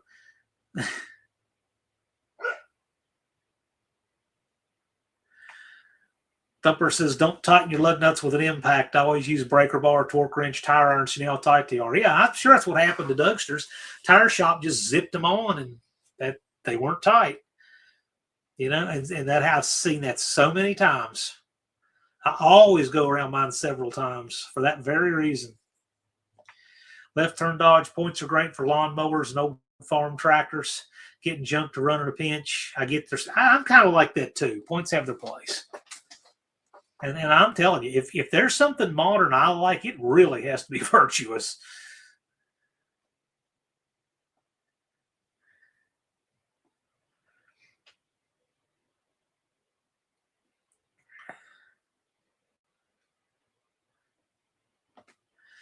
Thumper says, I have a gold Moroso air cleaner somewhere and it's rough. Well, there you go. Andrew Nelson says, the only prediction I have, it's going to be the most fun event. I think it'll be fun. I think it'll be a blast. What will make it a blast is all of you guys showing up. That's what makes it a blast. Dust Devil Garage said, I better start saving gas money. That half a tank to get to Sykes is going to be rough. Speaking of half a tank, I better find this leak on the Jeep's tank. That is not good at all. Couldn't have run out of gas in a better spot. I mean, that was awesome, but now I know why I ran out of gas. How rough? I don't know. Thumper rough is rough. Andrew Nelson's got a reminder tomorrow is the Maple Grove Flea Market. So if you guys are in the area, go check it out. I hear it's a good one.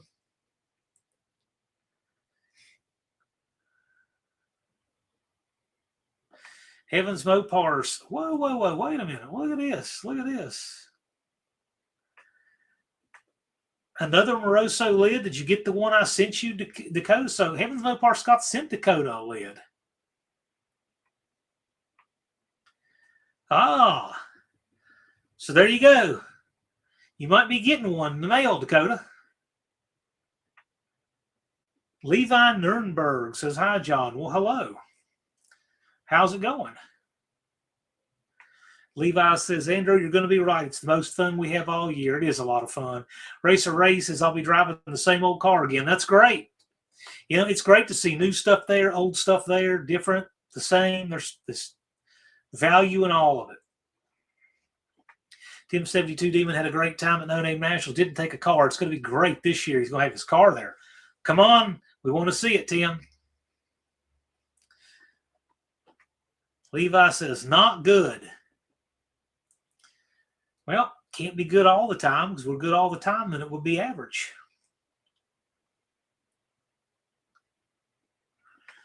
Thumper says I'd have to find that lid. It might be in a car, might be in the cabin that collapsed under the snow, might have walked off somewhere. My impact wrench has completely disappeared, and I don't know why. You guys have seen my impact. It's in a few videos. It's an Ingersoll Rand 231 with American flag theme on it. My friend Ben built it for me. And I haven't a clue where it is. And so is my 1 1/4 socket because I was going to use it to pull the crank pulley bolt on the van.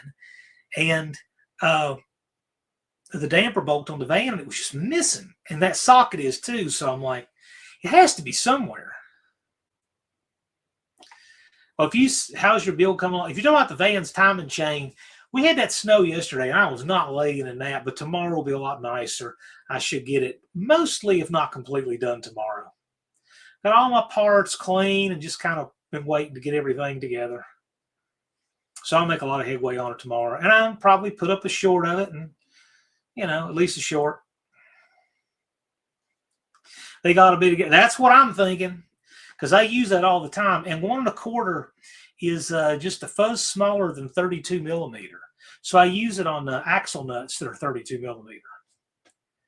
And so I don't know if I used it on, I probably used on one of those on the CRV. It's probably where I used it last. But I just think that's so wild. Why this thing's disappeared, I don't know. But man, was it just ever time to do a garage clean up? It needed it. Oh, I had so many tools that were missing. I'd see them here. No, I just got it. Scorched earth, all the tools getting put away. So that's what I did. And so I just did that where the weather was nasty.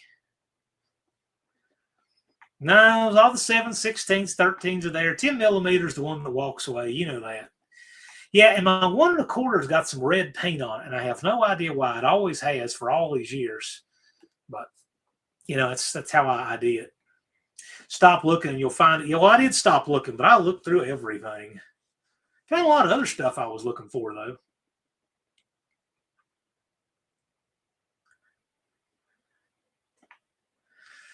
Thumper says I might be driving a different truck. Could bring my Travco RV. Oh, boy. And then Ace is going to gap the scamp. Well, I don't know. Whatever. We'll see. Tim72 Demon, when my tools disappear, my dogs hide them at my brother-in-law's garage. Well, Jethro's never hidden anything. He got accused of hiding something once, but he's never hidden anything. Well, I take that back. One time he hid a stick. Twice he's hidden a stick. And I don't know what possessed him to do it. One time he hid a stick in the yard. He literally dug a spot, put the stick in it, and just hid it.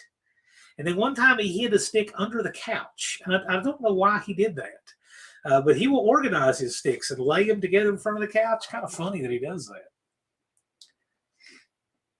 That's because people put stuff where it shouldn't be. That is correct. That is the number one cause for that. Far and away. Rob's Rods and Streetcars. Hello, Rob. Indirect connection, Jason. I predict I'll get the Dart Sport there. And given that I'll be home maybe 25 times until No Name Nationals, I won't be able to sleep until November. Oh, boy, yeah. P&R Racing's making a 93-mile round trip, or 93 mile. Is it each way? Sticks in a new currency. He knows this. At the rate our money's devaluing, they'll be worth more. Levi has a question.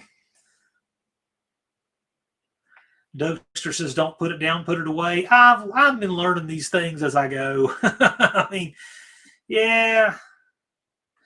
Does Jethro still have his tire I got him? Yes, he does. And I've gotten it out a few times, but with this knee like this, I can't chase him as much. So I need to have someone else here when we're playing with the tire, because if it goes awry and he takes off chasing something, I can't go after him. So I just need some help. But yeah, oh yeah, he loves chasing that tire. That was great for him. Thank you. He was complaining earlier, but he's calmed down. Told him he's got to if he's going to stay in here.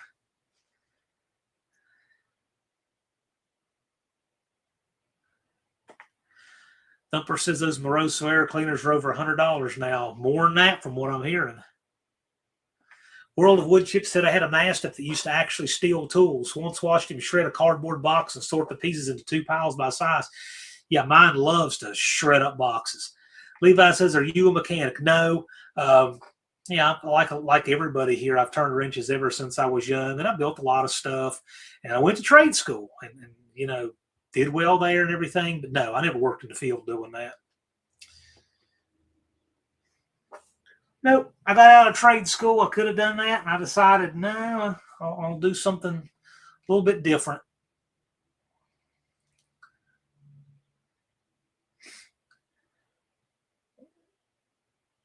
B&R wants a motorcycle for summer to save gas. Levi says, nice pictures. Okay. Well, back here? Well, since you're new here, this is just Mopar Joe. He's a 2-time No Name Nationals bracket champion. I won a poster made of him. And everything in here is something that somebody has given me just about. Vince Agnelli gave me this. This, of course, is Austin with Whistle and Diesel. And this is Joe's quote here, excuses to the tools of incompetence. Auto Salvage Outlaws, Mopar Den. William wore that hat in the burnout competition. Got a bunch of channel stickers behind me. Trophies, Sacrifices the Gods of Speed. This right here is from Leighton and Big Block 402. It's a trophy from George Ray's drag strip. It's kind of a vintage thing. Everything here has a story, but that's when you say pictures, that's what they are. B&R likes the anodized finish on the vintage Moroso. Yeah, everybody's got their things. Unfinished Projects is 28 Saturdays until the No Name Nationals. Busted Radio Chris is rolling out. Take care. Hey, thank you for coming by. We appreciate you. Really hoping it works out for you to come to No Name Nationals. We'd love to see you. And Andrew says 4:30 a.m. is when he's rolling out. He's going to catch us next week. Thank you for coming by. We appreciate it. We always appreciate seeing you here. World Wood Chip says, loves motorcycles. Do you ever think about how much fuel they burn for their weight to size compared to a small car? It's terrible. I don't know. I'm not a motorcycle guy. Unfinished Project puts up the link. If you still have yet to register for the No Name Nationals, there it is. I think it's also pinned at the top, if I'm not mistaken. It may be. No, maybe not this one. BNR says that 46RE in my 2008 Mitsubishi Raider is awesome. You have a 46RE in a 2008 Mitsubishi Raider? What?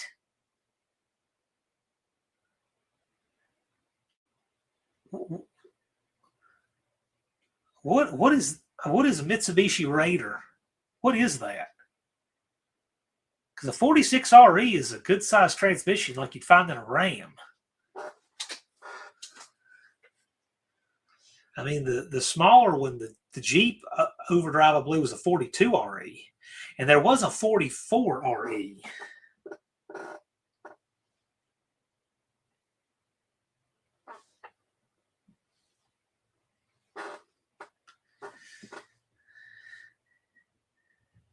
Got a reply. Cletus is helping me here with that content appeal from YouTube. He got me some contact info.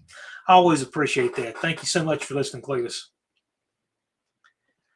Mopar 46RE is like a turbo 400 reliable. Yeah, it's an overdrive 727, but the RE is electronic instead of hydraulic.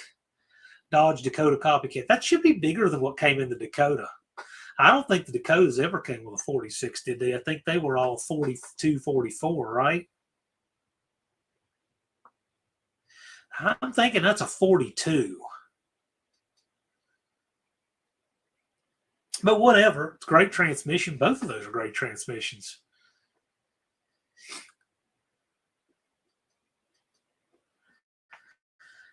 World of Wood Chip says, fun fact, if you cut a piece of plywood down to the frontal area of a bike and rider and stick both in a wind tunnel, the plywood is more aerodynamic. Well, I mean, I guess there's a lot of stuff to catch on a bike. We look at the way they do the pro stock bikes to make an airfoil to get around all that. I'm pretty sure it is a 42. 46 will be in a bigger truck. Dakota says, no, I carry a 45. Do you carry a 45 every day? Yeah. Jay confirms. Dougster says his motorcycle gets nearly 40 miles per gallon, not 50. True, but when you look at these little cars, they're getting that. Mohawk says, my comment got axed. I don't know who did it. It wasn't me. First, I didn't even see anything, so. Cope would know. Yeah, I'm pretty sure, though, that we've got this sorted out. I'm pretty sure it's a 42. If the pan is a square with one corner cut off, it's a 42. If it's just like the 727 pan, it's a square with a bump out for that bigger servo for the second gear band, it's going to be a 46. Could be 47 or 8, almost certainly 46. And then, of course, the RE is electronic valve body versus hydraulic. Tesla gets 0 miles per gallon. Well, in case you could take a gallon of gas and run a generator and charge a car, then you could know how much it gets per gallon. Carry a 380. I like a 9mm. That is just my preferred caliber for almost everything.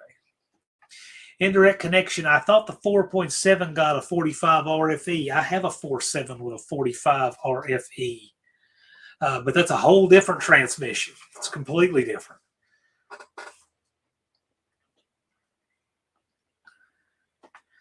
Thumper says, did you know that 1.6 ratio roller rockers for 302 Ford with ball studs will fit a Pontiac?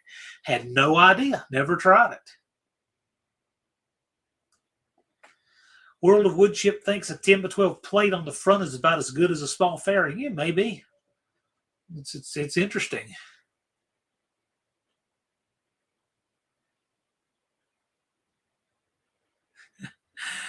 Dougster says the Tesla makes you check your man card. Cletus says Dougster's jealous. Dakota says if I go somewhere on the weekend, I might carry my 45 revolver or 44 black powder revolver. What in the world does that have to do with when you go anywhere on the weekend? What does that have to do with anything?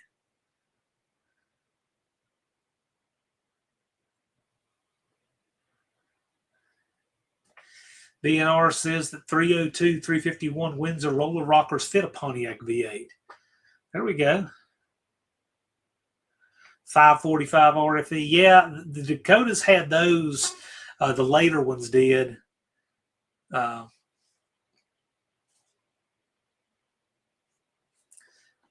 not as crazy about those as I am the 4-speed automatics. I think they were stronger or better deal. The Cope is now offering those from CRT now. Cousin Cletus says there's going to be so many S10s and other mini trucks this year, almost a mini truck takeover. They have to make it there for them to do anything. Wendy is taking the whole second half of September off. She's taking off from September 13th to the 30th. Wow. World of Wood Chip says, I did the Ford 460 rockers in a Chevy 292. It works. Nice to know. Try $30 miles per gallon, 30 miles per gallon. I don't know on what. Cletus says Tesla smoked plenty of Chargers and Mustangs for sure.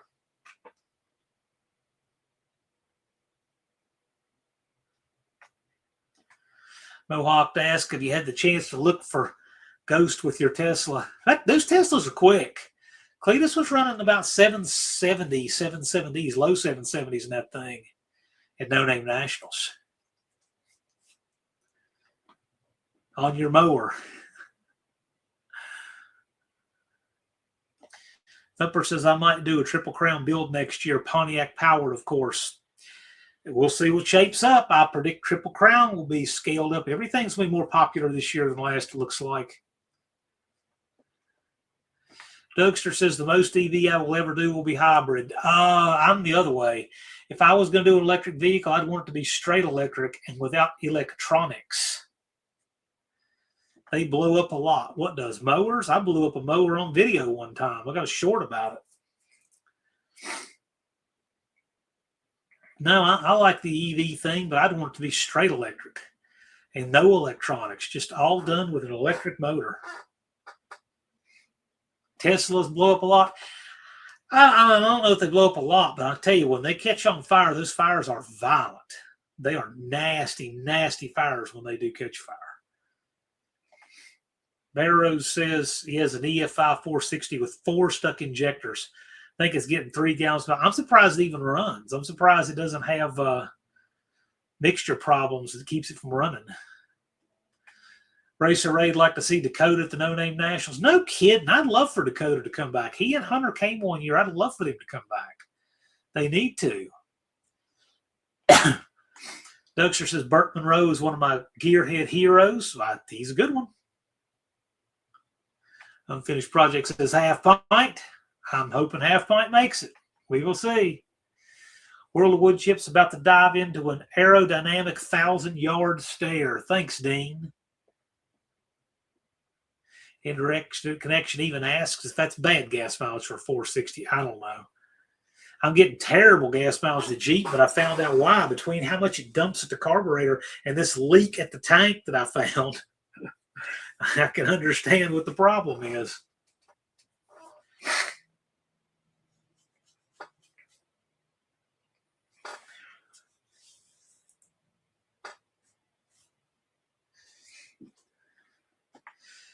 Yeah, I like John's video when he lost his mower that rolled into the back. Yeah, that was one of the places in Bluefield. The mower, push mower, just took off and rolled all the way down the hill. Fortunately, the neighbor's hedgerow caught it. So, and fortunately, also nobody was coming in the alley.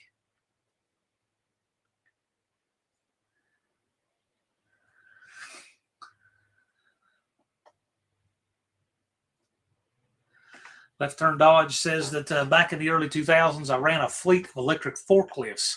I actually thought at the time about building an EV. No way I would now.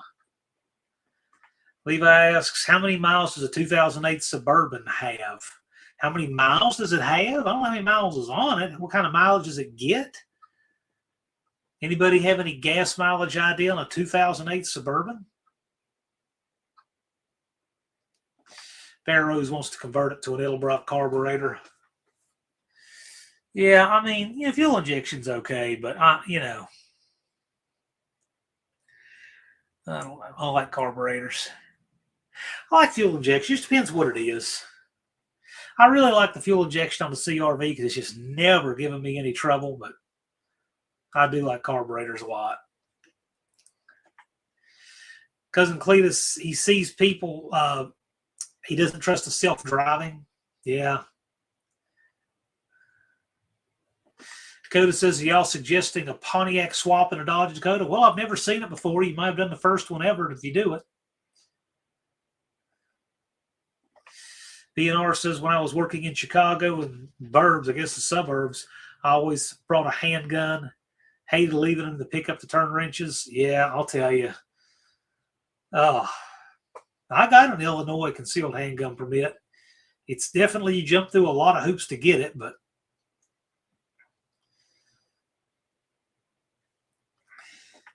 unfinished project said our 97 Suburban gets 10 miles to gallon no matter how you drive with it or tow. Terrible all the way around, huh? Heavens Mopar says, it's so comforting to know everyone else's cars have issues. I know they all will eventually. It's just embarrassing when you have issues at a car show. I used to get so embarrassed. Hey, get your stuff together the best you can. Stuff happens, stuff happens.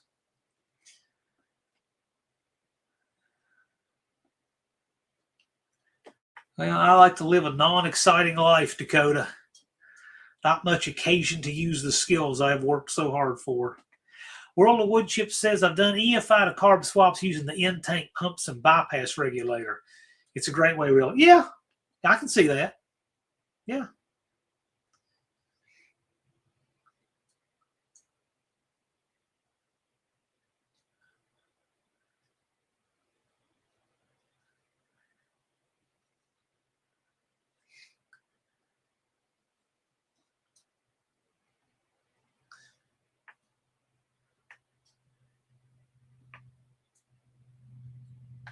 Yeah, I'm going to have to take the carburetor off the Jeep and see what's stuck in there.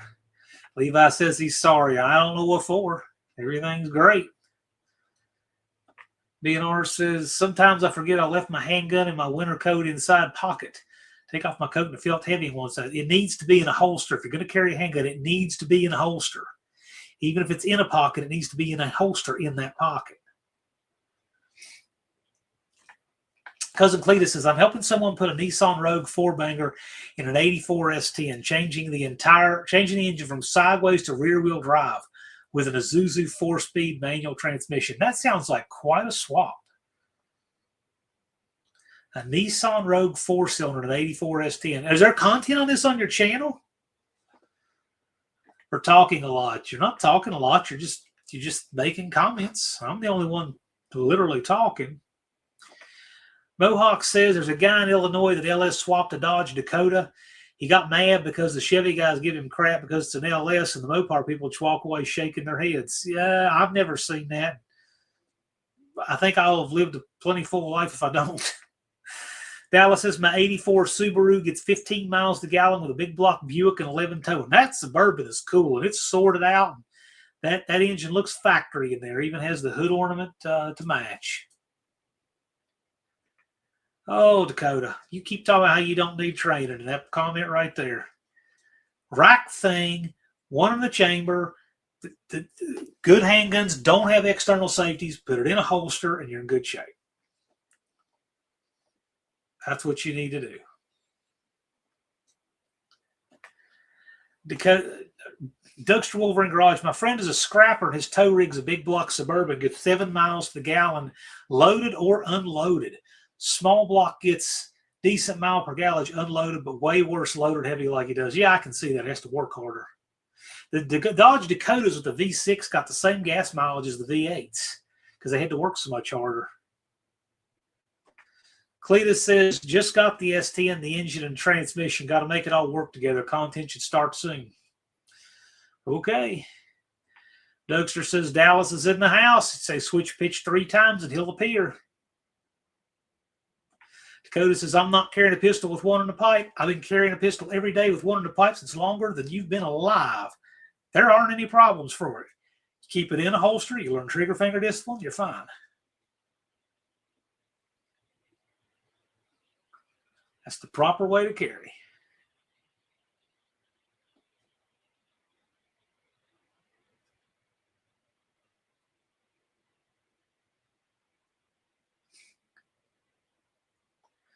Man, World of Wood Chip, his C30, 7 miles per gallon loaded or empty. Oh, it's terrible. Dallas, glad you're here. Bringing Switch Pitch to the Friday Live. If you've not yet seen it, Dallas is building a quadrijet for my van, and it is really cool. He's got his first video up on it on the channel now.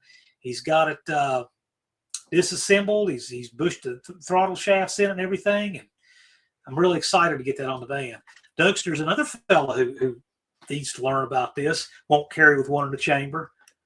Training, people. I'm telling you. Levi says, you talking too loud. Well, there's a little volume button that you can use to adjust that on your end if you like. Cousin Cleta says 195 days is going to go quick. Need to get busy. It's 194 days, 2 hours, and 3 minutes. Yeah, it's going quick. If you really need it, you won't have one to rack one type. So, yeah, and people talk about all that racking and all that John Wick stuff. But let me tell you something. I've been training for over 20 years from the best of the best. A lot of training, a lot of under stress, shoot house stuff, and everything else.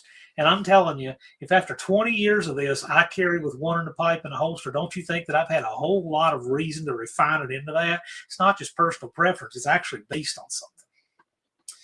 But Unfinished Project says, Dougster, there was a time I was at 7 miles per gallon with the Suburban, 7 miles per hour with the Suburban. I guess he means per gallon. It had an issue, but I can't remember what it was. Oh, it sounds terrible. What is your favorite job? I've had the same career since out of college. Favorite job to do on a car?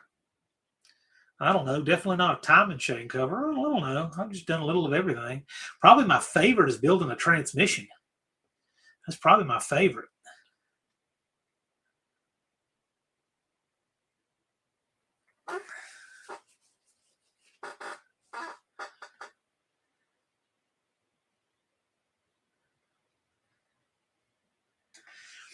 Dallas says, I stood watching the Navy every day for 23 years. First with a 45 and later a 9mm. It was always one in the pipe. Yeah.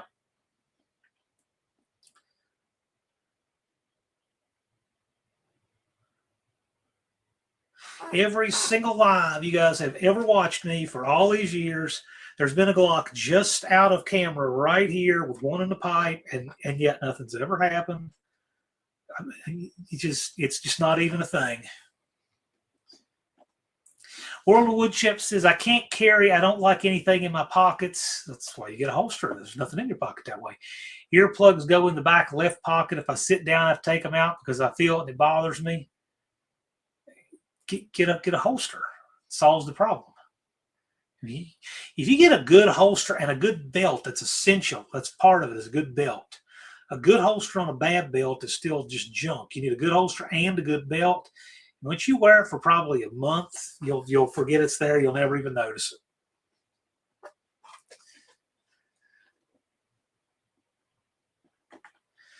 Dakota says he doesn't have a Dakota.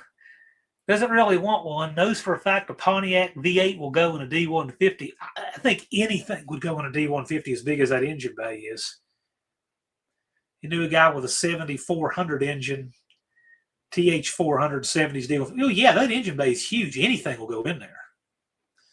Cletus says this No Name 500 workshop should be pretty good. I agree. 4 p.m. This Sunday, day after tomorrow, 4 p.m. Eastern time, if you all can make it. We're having a content creator workshop right here on this channel. We're going to have a guest, Mike from Lone Wrench Garage. He ran the No Name 500 last year. Wanted to have him on here this year. And so we're going to be talking about things to optimize your YouTube content.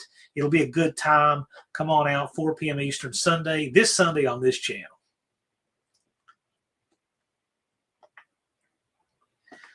Big Mike says that assailants can close distance faster than you think. They absolutely can. There's a reason for that 1.5 second par time.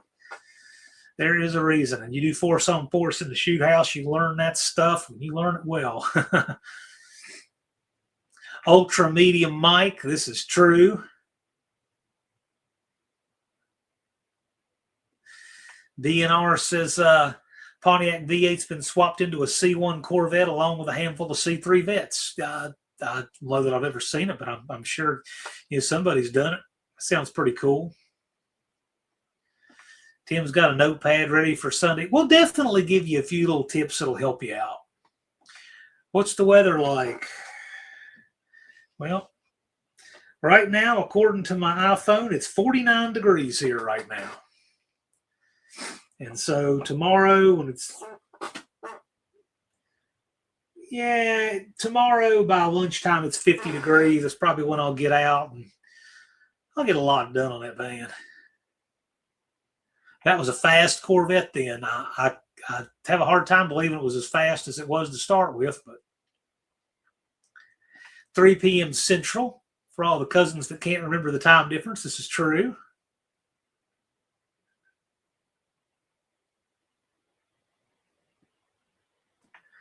Left Turn Dodge plans to make it. Left Turn Dodge, I mean, this is geared toward the No Name 500 guys who are trying to get their subs. Anybody's welcome, though. You're going to get them regardless.